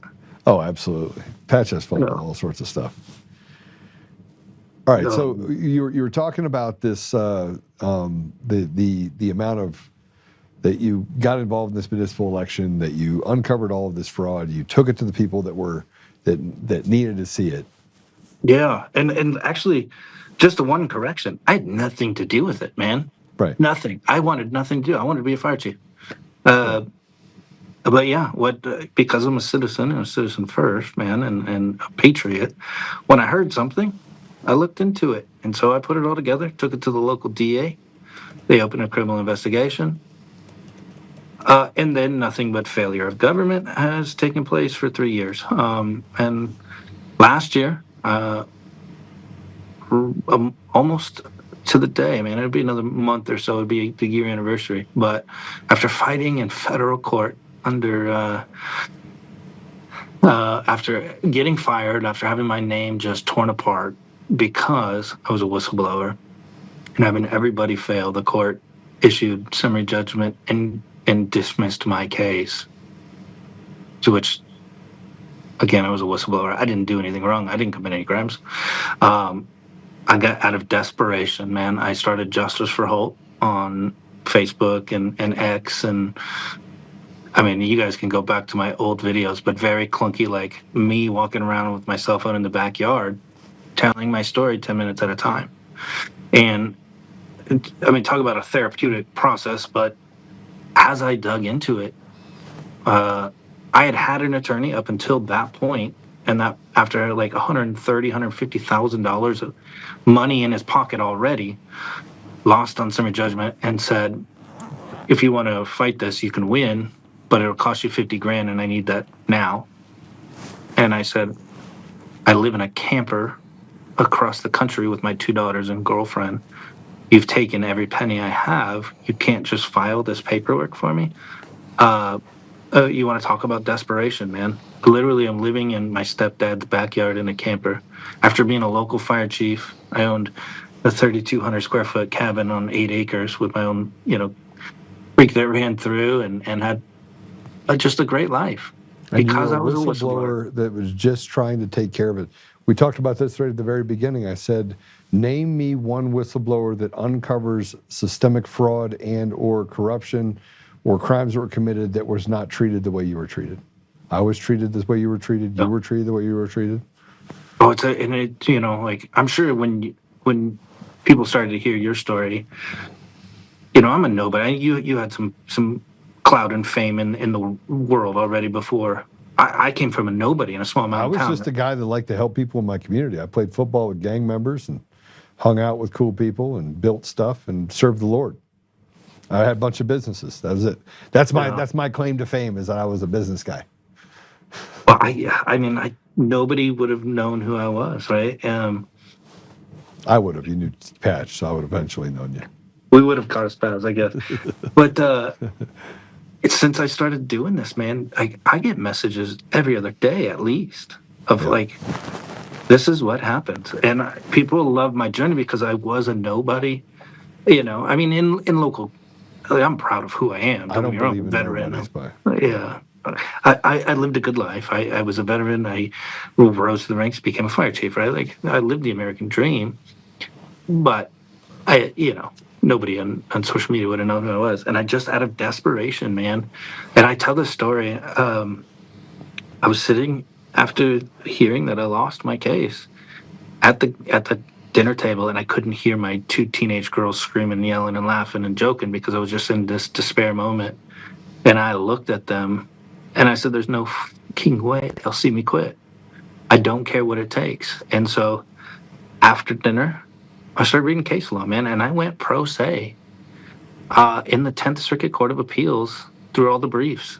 And thankfully, this guy, Joel, came along because he saw something or a message or whatever and said, come on my show.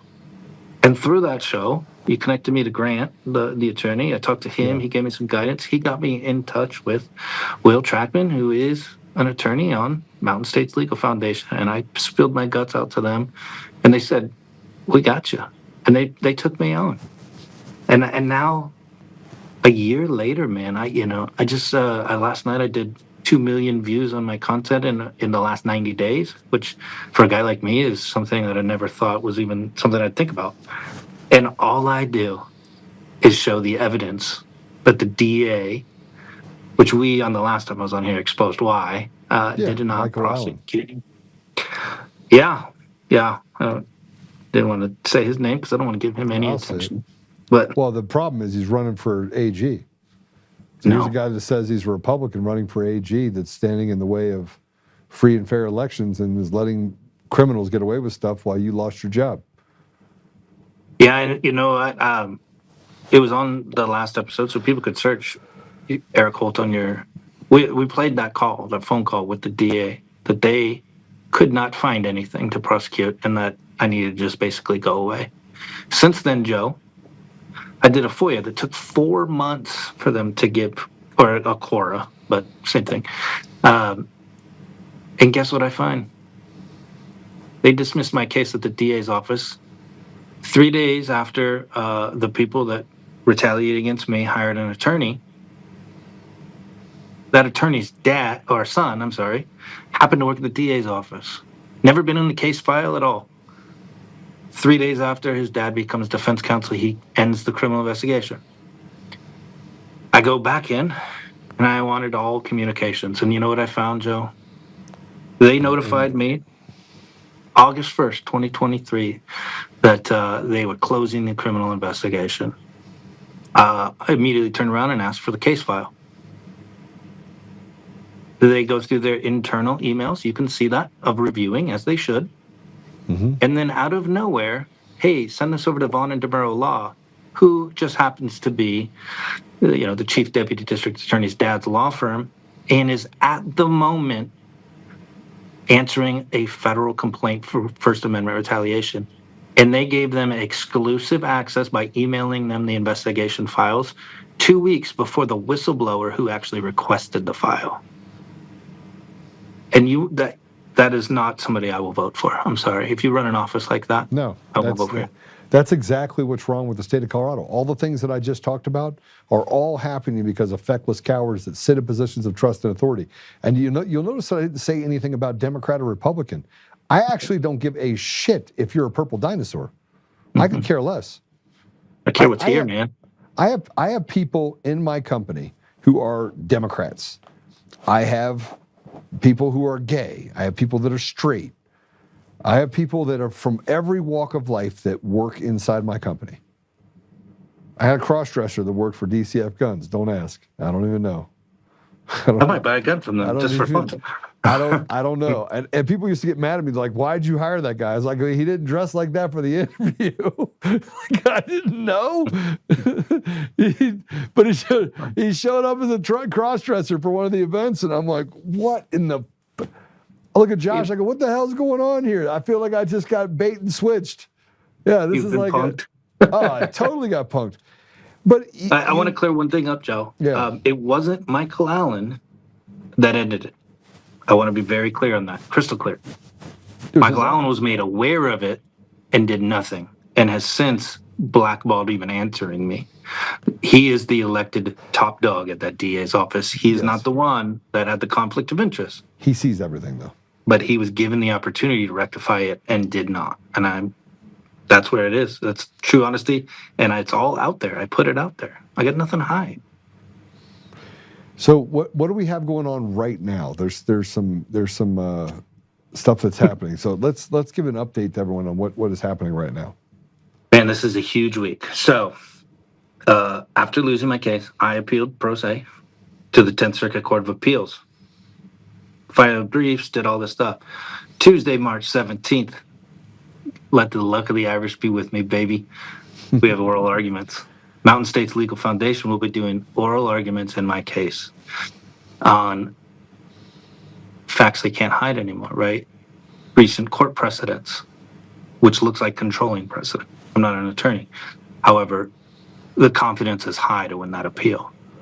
Another chapter. I was running up against the time frame in the federal court. Now, the federal court had dismissed wrongful termination in violation of public policy and said they didn't have jurisdiction. So I filed pro se and still represent myself pro se against the very same law firm that has got a conflict up the yang. I have survived 3 motions to dismiss. And last 2 weeks ago, actually, because today is the deadline, 2 weeks ago, they received some extremely hard sanctions because they have refused and they continue to delay. We're at almost, today's 281 days of the case, and not one substantive piece of discovery has been transmitted. Now, it is almost 4 p.m. in Colorado. By 5 p.m. when that office closes, they have to have it to me, or they violated the judge's order on top of the sanctions given to them. Those sanctions what were were the sanctions? Yeah. Everything in discovery on the RFAs, request for admissions or denials, is deemed admitted, which ends the case basically because it admits that they violated law, they didn't have authority, they didn't have all that. They also were given a negative inference from here forward in the case and up to jury instructions. All objections for requests for production and documents are waived, which means they just have to hand those over. They have an hour and 10 minutes. If they don't, they have violated a very stern warning by the judge that sanctioned them for their behavior. At this point, I am at the point of having to prove willful and wanton disregard of civil rights, which loses, if they lose that, the people involved have no government immunity, which is the goal, to hold them personally liable for what they did. So, have you put a number on what you're suing them for yet? Have you put a number on that? Because that number's got to be pretty high. I offered them a very low number, actually, to settle out early, and they refused. How much would you ask them for? Actually, you can't tell me. You're not allowed to tell me. It's ruled by Rule 408. You actually cannot. It is deemed confidential. So do not tell me anything. I don't want to know. so sorry. I went to ask you the question. And I'm like, oh, I'm curious. I'm not that curious. Yeah. It's confidential. Okay, I will say this. No. We know that there was a settlement offer that you made to them, and they declined it. Yeah. No further on that. No, loose not lips sink ships. Okay. The biggest thing is not my pocket dojo. It is admission of guilt that you violated our democracy. In second, and this is why I continue to fight. Again, 150,000 invested personally so far. I sold my home to continue a lawsuit while living in a camper. Okay. Federal courts carry protections to our Constitution, our most sacred document, okay? And so Judge Wong said, because I was a public official as a fire chief at an executive level that my cooperation with law enforcement was to be expected and an official duty. Therefore, I was never protected by the First Amendment, despite the fact that it was clear that they terminated me in retaliation. And so if that's affirmed at the 10th Circuit, that means public servants don't have any protections under the First Amendment, and I think that's wrong. I think that Supreme Court precedents like Lane v. Franks establish that because we're government employees does not mean we lose our constitutional rights.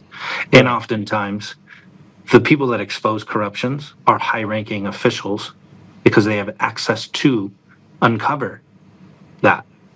So, somewhat in my case, but I basically lost my case because I was a fire chief. Plain and simple. Not because of what transpired and who did what. And that's wrong. And that sends a very chilling message to everybody in this country when you stand up to defend it. That's the big ticket. Do you feel like, from your perspective, do you feel as if the court itself, because you've run across the same thing that President Trump has run across, that we run across, is that you hope that through the 90% of what I call institutional rot that happens to the judiciary, you get a good judge. But do you feel it's almost too far gone, and that this lawlessness, their one-sided fingers on it, do you think it's going to lead to a place where, frankly, the people have enough and they can focus in on these are our enemies? I asked this yesterday, because I feel like it's almost a foregone conclusion that the judiciary and they're all lawyers, by the way. The DAs are lawyers, the lawyers are lawyers, and the judges are lawyers. So they have created their own fiefdom where they can act with impunity. Yeah, I don't like to tell people what their opinions should be. I think that people should look into the Colorado Supreme Court situation going on right now and learn about that, and that should educate them on everything they need to know about that system. I will say in the state court, I've had a really good judge that's been very fair to this point. In the federal court, I had no chance in hell since day one. And who's the judge in the state court, just so I can find that judge? It's David Prince. You'll like him. He stood up for corruption against the Supreme Court, the Colorado Supreme Court. Where's he at? What city and county? Colorado Springs. He's at okay. Well, Fort Cedar. I'm in Denver, so I have no chance of getting David Prince. I have the city and county of Denver and a bunch of retards that are in there that, frankly, have done everything they can to hurt the very people in the state. By the way, Erik, I got to tell you, I met with a guy today in my office that represents fathers that have been adversely affected by the judiciary. Mm-hmm. And the stories I was able to see, they're unbelievable. I mean, I'm one of the few. I was awarded full custody in the state of Colorado of two girls, full custody and full decision making. But the journey I had to endure to get to that, nobody should have to. I will say that. Well, I mean, I have two children, and I have an ex-wife who, frankly, I think she's a beautiful person. We didn't have the greatest relationship when the kids were growing up, but we kept it away from the kids. But I spent hundreds of thousands of dollars making sure that I kept my rights. I mean, it got sticky there for a bit. And then, then everybody figured out the good old Joe doesn't care. He just spend whatever it takes. And so they turned out really well, and everything's good in that. But I believe that fathers are not treated fairly in Colorado for sure. No, I come from the fire department world, man. I've watched a lot of stand-up, patriot, good human beings with good hearts lose their children for no reason. Man, that makes me emotional even think about that because of I was fortunate, but I have friends that are not. How does that make you feel? It's multifaceted. I am so grateful for my outcome and that I had my kids, because if it would have been reversed, I wouldn't even be allowed to see my kids. They would be used as leverage for money, right? And I am so deeply pained by good men that put their life on the line every single day to serve their communities be stripped of the love of their children, and their children be used against them. So it's a very, like, you never want to lose the gratefulness that you feel, but it's almost like a guilty feeling because I watch these other guys suffer, No, I totally agree with you. Totally agree with you. Well, bro, I'm actually really excited for you. Thank you. We've come a long way, Joe. Yeah, and I'm actually really proud of you because you showed the American spirit. The storm the beaches of Normandy. I mean, it's not lost on me that you're a veteran. But when you leave the service, you typically are not put in a position where you have to continually fight those enemies, foreign and domestic, that would do things to hurt people in your community. And you took the very unpopular path. You know, what's right is rarely popular, what's popular is rarely right. Always pick the path that is right.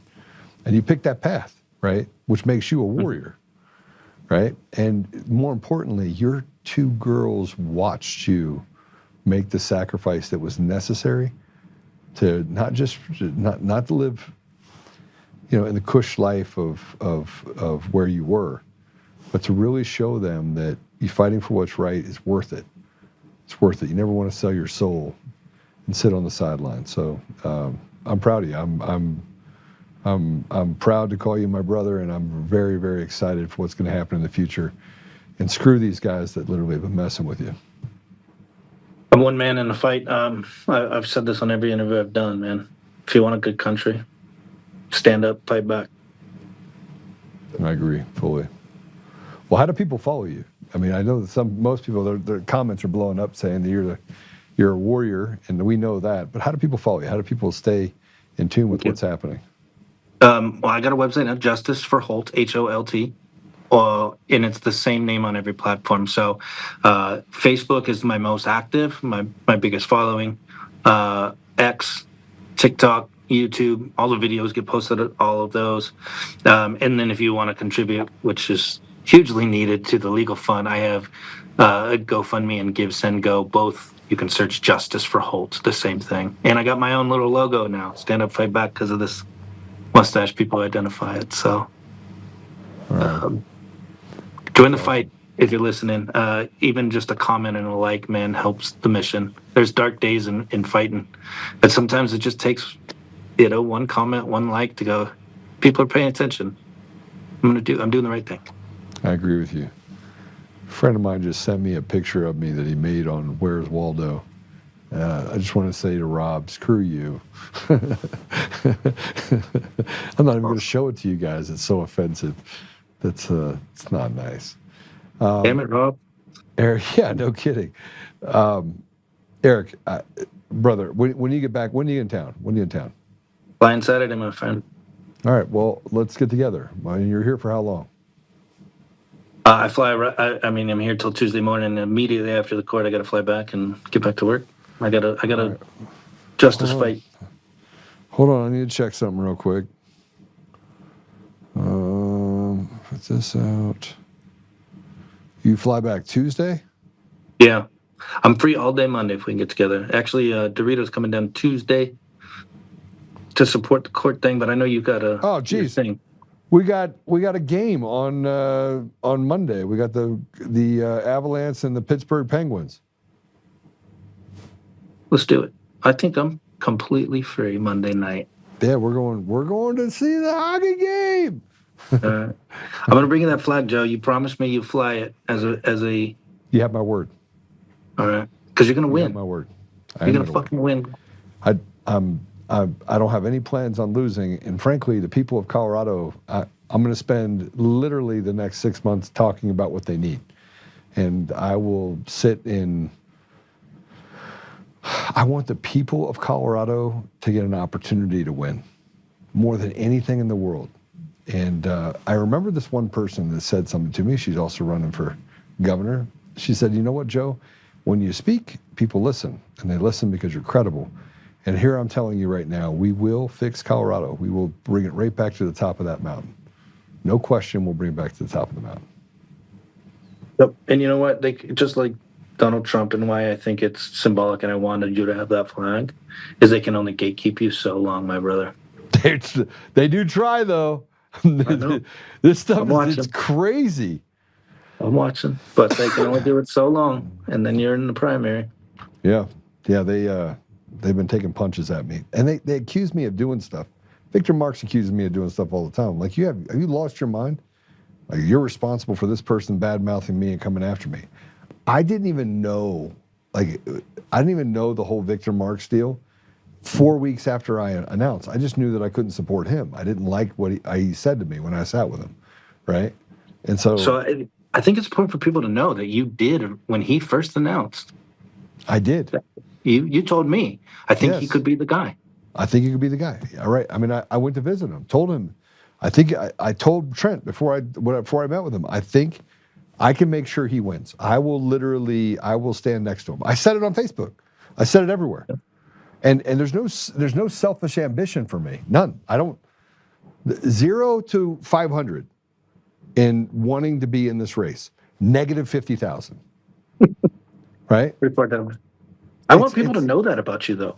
It's like being want on the people to beaches know. of it's like being on the beaches of Normandy. Nobody wanted to be the first one to step off that boat. The first 300 people that stepped off the boat all died. All 300 of them. So, Right? Not 200 of them. The first 300, they all died. Every single one of them. Who wants to be first? No one. right. But I'll run into the fire. I'll run into the fire, and I will serve the people honorably. Well, I'll say this, man, and I don't want to dwell on that guy too much, but you had Scott on, and I watched how you engaged with Scott Bottoms, who's, I think, another great patriot, a great He dude. is. You invited him, and I want people to know that. I want to know. I have the text if people want to see it. I said, Joe, run for governor. They need it. He said, no, I think this Victor Marks guy. Right, and you gave everybody a fair chance, and you know what? You're on the stage. You're doing it. I'm not here to sell Joe. I'm just telling people out there, he's the real deal, and you should really listen. If you want to save this state, man, it's sad. But that's why I have so much confidence in you, and why I hope to have been one of the first to say, Yeah, I think you were the first. Get up there. I was like, get out of here. No, I'm not running for governor. he didn't even entertain it, just to be clear. No, because it's awful. Imagine people that you're going to piss off. Like, you're just taking away all their toys, taking away the grift, like just handing the people, looking at that poor mother that can't get a job and whose kids, I mean, just how about the thousands of women that end up in Planned Parenthood to abort their baby? And I'm like, listen, we're going to flip the script. You want child care for your child? You want job training and things like that? We're going to focus all of our investment on Americans, on all these Americans. We're going to focus our investment there. It doesn't mean socialist anything. It means that if we're going to give a hand up to people and we're going to give them a way out in order to have success, we're going to eliminate these entitlements and eliminate taxes and gut the government to a place where, by the way, if the government is so big that the people have to spend so much on the government and yet life is really bad, it's not worth it. The juice is not worth the squeeze. Just get rid of it. So just cut that thing by 50% and hand back the tax money to the people of Colorado and say, hey, listen, I'm going to hand you back 20 cents on the 20 cents more per dollar. And we're going to shrink things up, but your roads will be good. And by the way, if we're going to do investments, we're going to do it right and make sure that we solve some of these big problems that we have. Yeah, let me give you one more sentence, man. Mm-hmm. To the people out there, elect a guy who runs multiple companies, runs a big social media platform, and will text an idiot like me back that says, hey, I just need help. I need help. I need a platform to share this. And we'll join you in a fight. I mean, I don't know you, Joe. I've never met you in person. I didn't grow up with you. And you have helped me out. I am my brother's keeper. Much. You are your brother's keeper, and it's certified. And so I will stand on any mountain with you. Shoulder to shoulder, I'll take on any fight with you, brother. I appreciate you, brother. God bless you. God bless you. Erik Holt. Great dude. Whew. Man, get me emotional. Yeah, there's some other, I get involved in these fights and my wife always tells me, why do you help so many people? And I was like, I'm supposed to. It's like what I'm built for. And in business, I've been really successful because I treat our clients the same way. But I'm honest with them. to a fault. But I go through the same motions with everyone that I engage with. I give them time. And if I can't give you time, I want to share with you something. And this is so I had somebody reach out to me and said, Joe, I need help. I got to make money for my family. And I'm like, okay, I have this position available at DCF. And I was like, I want you to go interview. Now, this person, I said, yeah, look, I think there's a way we can definitely help you. Well, I mean, I like to have good people work within my organizations. He seemed like a good guy. But the process took longer than I thought it would. And part of it is that I've been going through this surgery schedule, which again got postponed, and pretty significant issues. Very significant issues. And I've talked to you guys a little bit about having to go through surgery and things that I've had to go through. And it's been a long process. Well, the last 3 weeks have been probably some of the worst. And I have just a massive amount of things and that I've got to work through that's going to require, the better part of a full day of being under the knife. That's not a comfortable thing to talk about.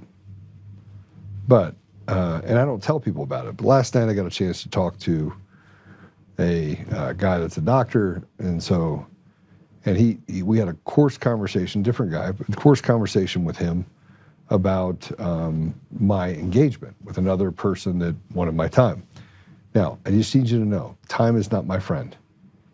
Because I do the stuff that I do with different people and I help a lot of people, and I feel obligated to do that while I'm trying to run companies, while I'm trying to handle this massive mountain of health issues.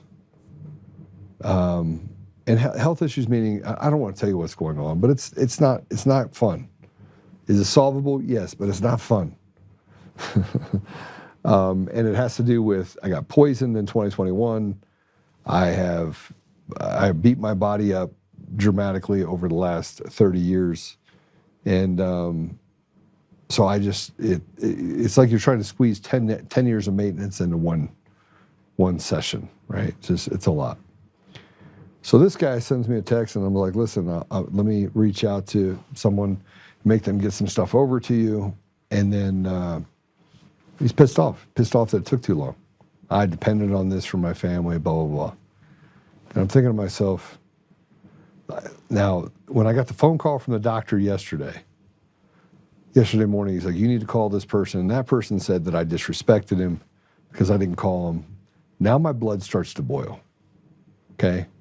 And it boils because this is that selfish entitlement that people have no grace for unless it's feed me, feed me, feed me. So this little person decided to send me a text message saying, I treated you like family. And he's only met me twice. But twice. He's like, I thought you as family. First of all, if this is how you treat your family, I was the one that was wrong. First of all. And somebody here eventually got back to him. So I bring this up because he said, I no longer trust you. And I think to myself, fuck off. That's what I think. Fuck you. Like, you have no idea what I go through, what I have gone through, and you want to make it about you. And I understand it might be about you, but things don't happen in your time frame, and all of a sudden you want to take your toys and go home. Go home. And this is who I am, by the way. This is that lack of tolerance I have for people who I call fair weather people that you have to do things by their time frame. It's why I don't like the government interference. It's why I don't like judges that do what they've done to people with impunity. It's in large part why this whole structure of how we run our society has gotten so out of wonky whack. It's because people feel like they should be able to just encumber you. So anyway, that's the text message I got before I came on because I was a little late getting on here. And when I have a conversation with, like we just did with Erik Holt, it reminds me of how many people I've helped and how many people that I've actually given to that understand the commitment. Because I don't always get back to Erik in a timely manner. I'll do it the next day, or I'll remember it. I'll go, okay, I forgot about it. I can get back into this deal. But I would ask for prayers from you for the things that I have to go through over the next 2 weeks. Now, I mean, it's not fatal, but it's a lot. And hopefully coming out the other end of it, it's going to have quite a bit of a, you're going to see a lot of Patrick in about 2 weeks. And I know you guys like Patrick more than you like me, so it should be good. It should be really good. I want to come back, if I can, really quick before we get off. So Wrangler says, why don't you come to Tennessee and run for governor? Our pansy-ass governor ain't worth crap. Man, who knows? Maybe I'll run for governor and then I'll run for the president. I'm kidding. It was a joke. It's a joke. Just for all you guys out there, it was a joke. I'm not the right pedigree. I need to, I don't know, live another life, I guess. I'm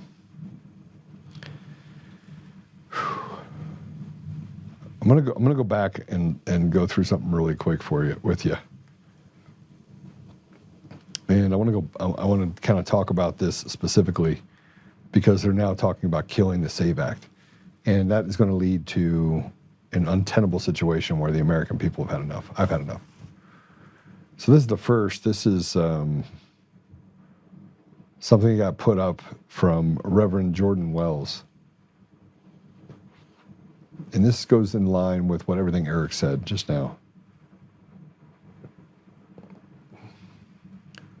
And this is why when we talk about elections, it's so important. Virginia Democrats are ramming through mandatory indoctrination in schools that now Governor Spanberger, the moderate that ran on unity, has the reins. Shocking, Virginia forces teachers to call J6 an insurrection, bans any mention of peaceful protest or election fraud claims. Bans it. Under HB 333 just passed the General Assembly and headed to Spanberger's desk. If schools teach about Jan 6, 2021, they must describe it as an unprecedented, violent attack on democracy to overturn the 2020 election. This is not what you do when you're living in a place where you have free and fair elections.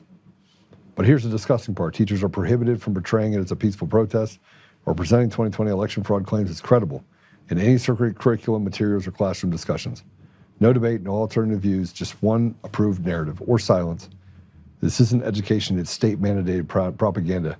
Straight out of the far left playbook. Virginians voted for moderation, not turning classrooms into echo chambers, and Virginia into California 2.0, with censored history and forced ideology. Spanberger campaigned on the centralist CIA vet. CIA vet. Nobody elected a CIA vet, just so you know. No one elected a CIA vet. Stolen elections got that done. She's now poised to sign away free thought in our schools. If she does, it's full betrayal of the Commonwealth. Parents, wake up. This is how they erase real history and brainwash the next generation. Fight back before it's too late. Let me just tell you something. There is a group of people that are moving very quickly, and that big quickness is going to bite them in the butt. And you can feel it.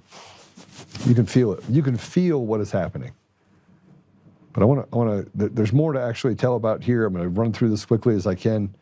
98,000 people allowed to vote in Arizona for 2 decades without ever showing proof of citizenship. Let's go ahead and play it. This error happened in every county across the state since 2004. 2 decades. Now the problem, it's an easy fix. The MVD needed to recode their software. In fact, they already did that. The problem is fixed. But the question is now, how do we treat those 98,000 people before the 2024 election? That's just 48 days away. This isn't a comfortable position to be in by any stretch. Arizona Secretary of State Adrian Fontes says he will respond to the Maricopa County Recorder's lawsuit on Wednesday. The Recorder's office is suing him, claiming to have found more than 98,000 people who were allowed to vote the full ballot in Arizona for 2 decades when they never showed proof of U.S. citizenship. Here's what happened. If a driver received a license prior to 1996, there was no proof of citizenship in the motor vehicle division records. Since 2004, Arizona requires a voter provide documented proof of citizenship. So if a driver with an older license registers to vote, the MVD thinks they have proof of citizenship in the system and allows them to vote a full ballot. Keep in mind, the recorder says the majority of these voters are most likely U.S. citizens. They just don't have documented proof. The largest group of them are Republicans, followed by independents and Democrats.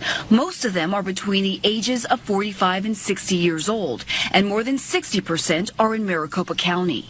The recorder's office wants these 98,000 people to not be allowed to vote on a full ballot, which includes federal, state, and local elections, but instead a federal-only ballot, which only includes the president, U.S. Senator, and U.S. House of Representatives. Every single one of these voters has met the minimum criteria in swearing an affirmation under penalty of perjury that they would have to do to vote in every election across the rest of the United States of America.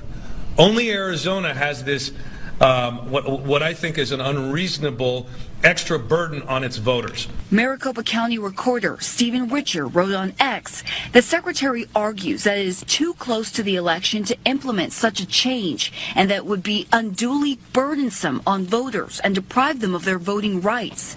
That is why we are going to the courts to get.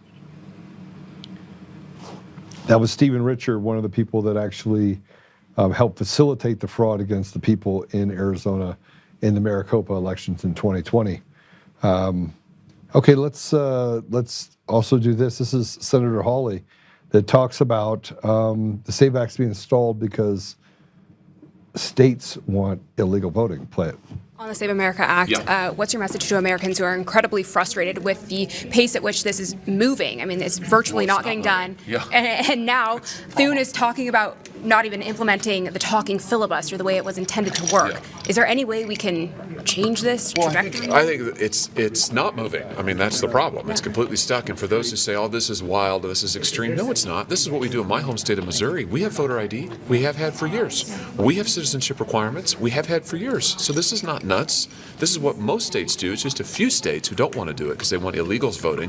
I think the Senate should pass it. And I think, as I said a second ago, if Democrats want to stall this and don't want to vote on it, they should have to go hold the floor like it used to be in the old days. They can go and talk as much as they want, but sooner or later, they're going to run out of time, and then we would vote. And that's what I think we need to do. But it seems like Thune specifically is, reluctant to move forward with implementing the talking filibuster. Yeah, I'll let him speak to that. I mean, I would just say that my view is that this is extremely important, and it's just a myth that to make people actually go and defend their position on the floor is somehow a great break with Senate tradition. That's not true. This is how the filibuster's always been implemented. You want to stall something, you can go to the floor. Ted Cruz once read children's books on the floor, for heaven's sake. So that's how, you can ask him about it. So that is how it's traditionally done. And now Democrats say, well, we don't want to do that. And if you make us do that, you're breaking the Senate. No, we're not. This is how the Senate's supposed to operate. But we should do something. And my concern right now is on a lot of things.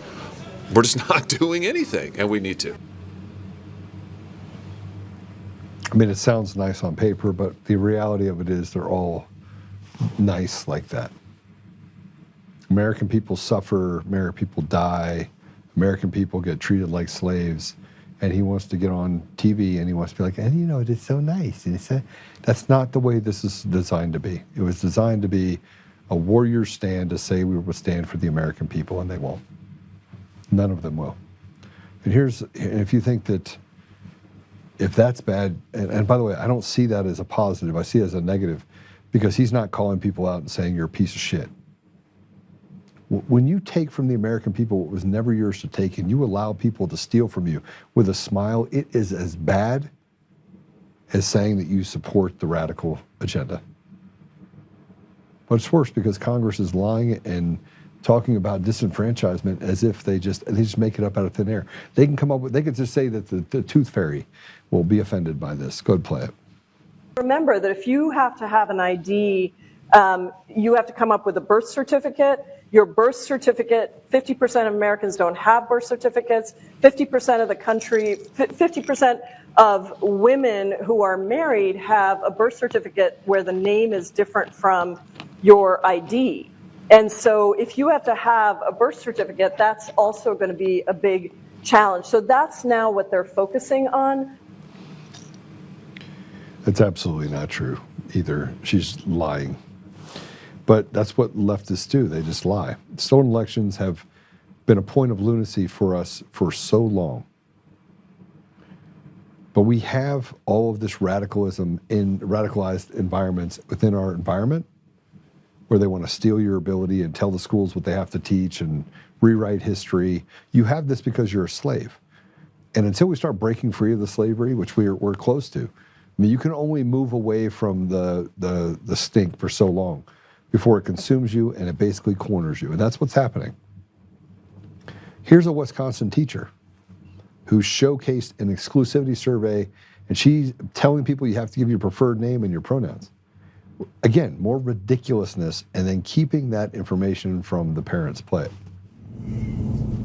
So this is something I'm starting this semester to help with inclusivity in the classroom, making sure students feel comfortable. So on our first day, I made a simple Google form asking some information from my students. My form asks very simple things. It asks what classes they're in. It asks a preferred name or nickname, preferred pronouns. It asks, is this safe for me to use when I call or email home? And then it asks things about food allergies because we do cook in my class. What stresses them out in class, activities they enjoy, what they're involved in outside of school, and what they hope to gain from this class. And then they turn that in.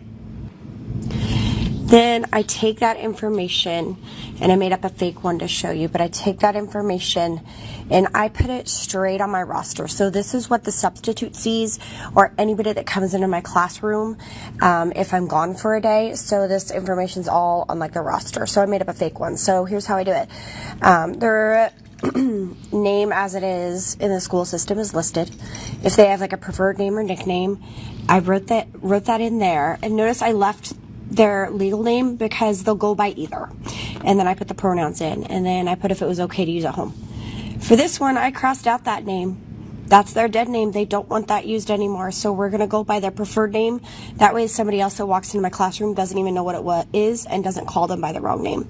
And then we put their pronouns. And then like this one said, yeah, it's okay. And then again, we have another dead name. We've crossed it out. Nobody can even tell what it is, and we can only call them by their preferred name. Their preferred pronouns are listed. And then this one, hypothetically, they said no. And so we would know if we were calling home, we would never use that name, and we would need to use the name that's in the official system. But I started doing this. I saw this idea here on TikTok. I just thought it was a really good way to make students feel super comfortable.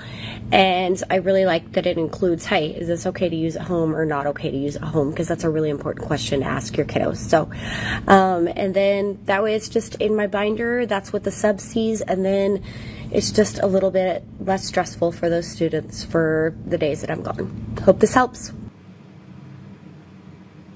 This woman's a retard. This is what retards look like. And you can see her dead eyes. I don't know if you paid attention to that, but her eyes are dead. It's unbelievable. And if that's not enough, if what I'm saying is not enough of what we just saw, Democrats in Virginia, oh, yeah, I know.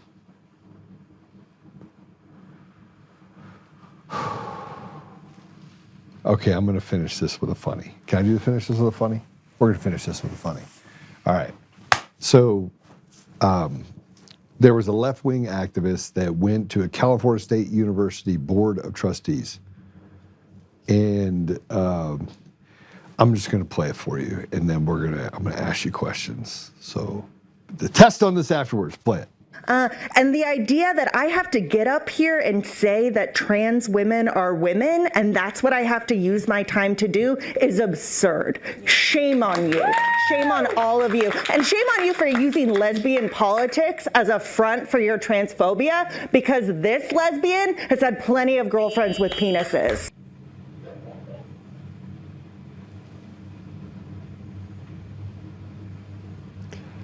All right, I'm going to play it for you one more time.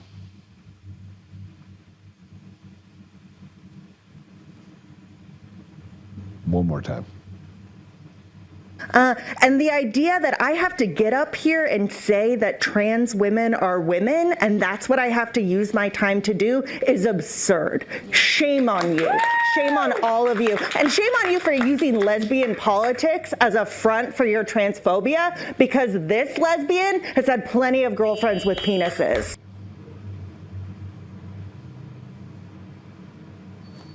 Who wants to tell her?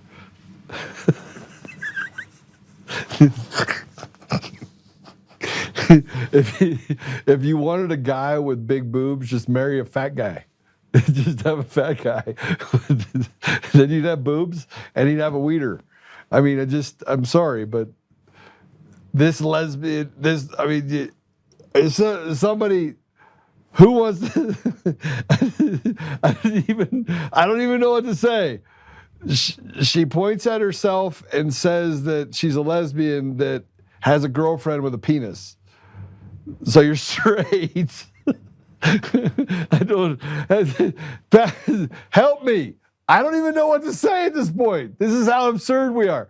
This is how ridiculous has taken over. Stolen elections lead to this. 2004, it's not a mistake. You see 2004 a lot of places, 2005, and that this is where this kind of slow roll to ridiculousness and retardation started, right? These are a bunch of retards.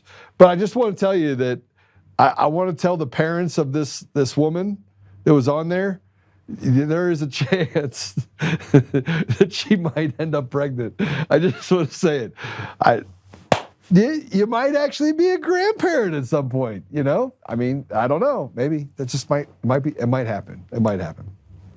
All right. So Google Podcasts, Apple Podcasts, Pandora, iHeartRadio, TuneIn, more, all that stuff. We are on Rumble. Rumble does everything that they can to actually silence me. We had, I think, 1,300 or 1,400 new people that joined the page. I sent them over. We kind of tracked it through, and yet they keep taking away people to follow us. They also make it difficult for people on the platform to watch, because they'll literally just put it so stop it. So you get like 170, 180 people, and they just basically turn it down to make it almost impossible for people to watch the show.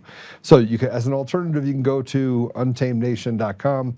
We will be building obviously I built the Frank Speech platform, so I have a platform that we're going to develop and push out that will allow for us to, you've seen Father Mahana be on here. Obviously you have Tommy's podcast.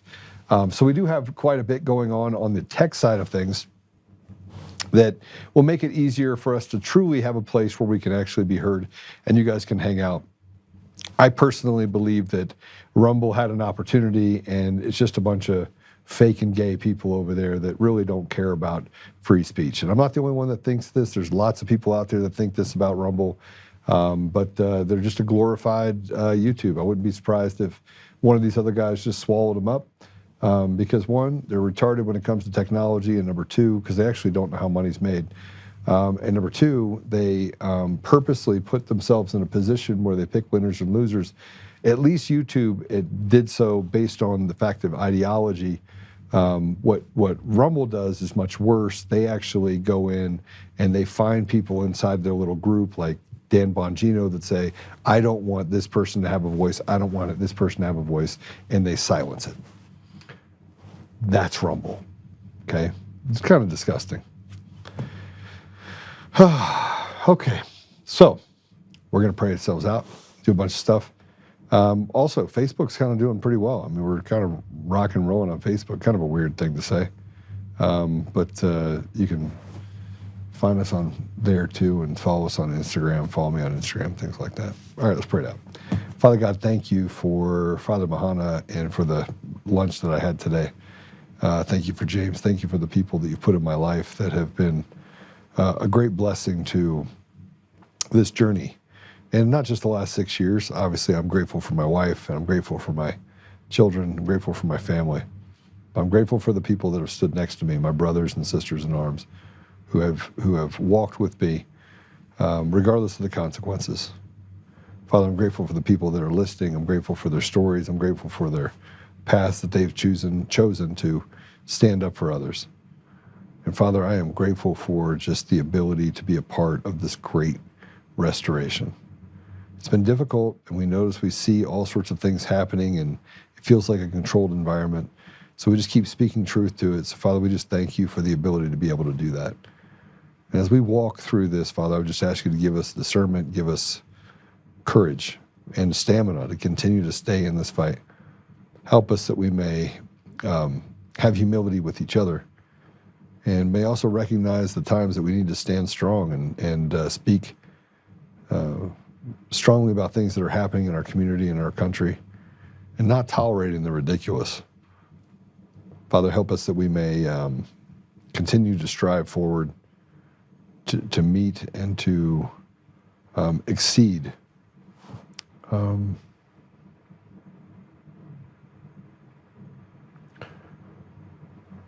exceed those things that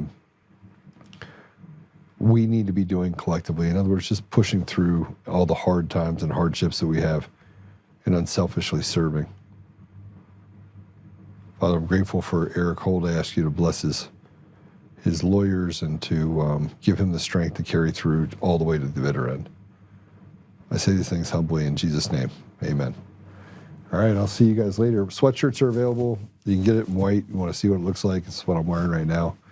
Pray, stand, speak, act. 4 things I tell you have to do. Pray first, stand up, speak truth, and act. Faith without works is dead. And remember 1 John 3:16, it's really simple, that God gave up his son for us, so we should be able to give up our lives for our brothers and sisters.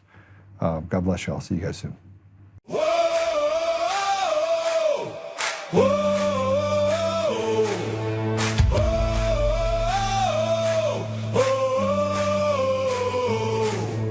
Rising from the fight for the forgotten and the free, exposing rigged machines, Coomer's lies, Dominion's deceit, pays a grand each day, shielding truth from corrupt halls, but he won't back down, standing tall through it all. Hart and Tina Peters break the chains that bind her tight, hand count votes and one day bring the fraud to light. No more mailing scams, no machines to steal the night, restore the people's voice, make Colorado right.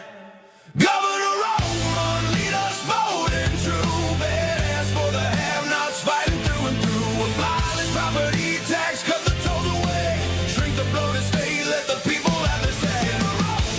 It's our rally call, truth and freedom rise and watch the tyrants fall.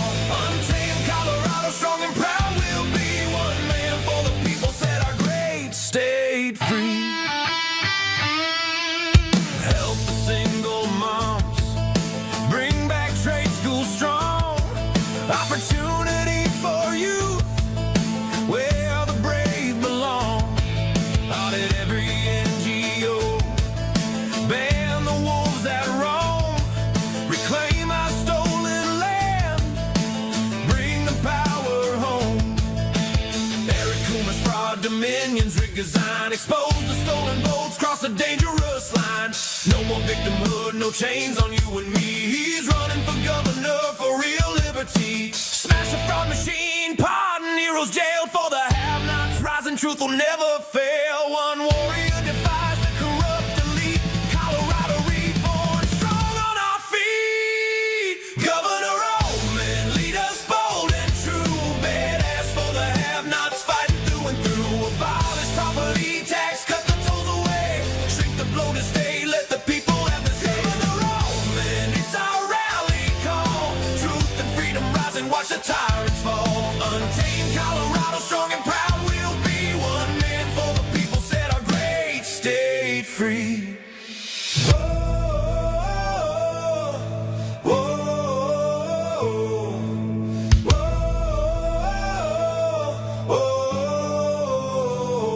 Governor Oltmann, lead us bold and true. Governor Oltmann,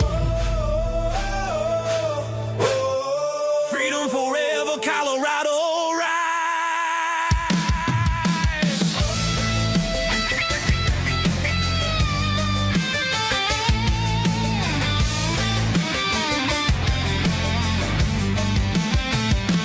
Governor Oltmann, Governor Oltmann, Governor Oltmann, Governor Oltmann, Governor Oltmann, Governor Oltmann,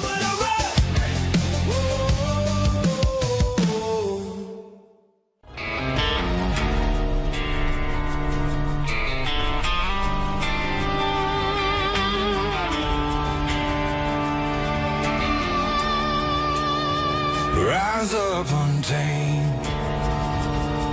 In the heart of the fight where the wild ones roam, Joe Oltmann's calling, bringing truth back home. From conservative daily to this untamed fire, we shatter the silence, lifting spirits higher. No chains can hold us, no lies can prevail.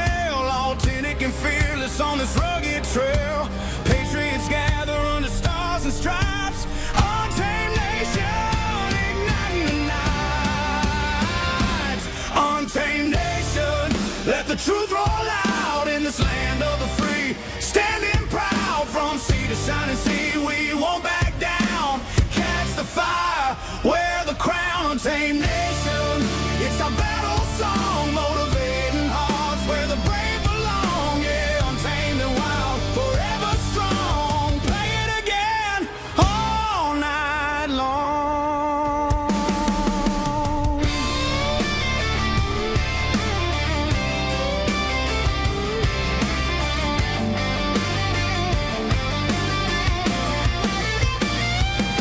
Break the mold, chase the real. No more games, time to heal. Joe's voice leads the untamed crew.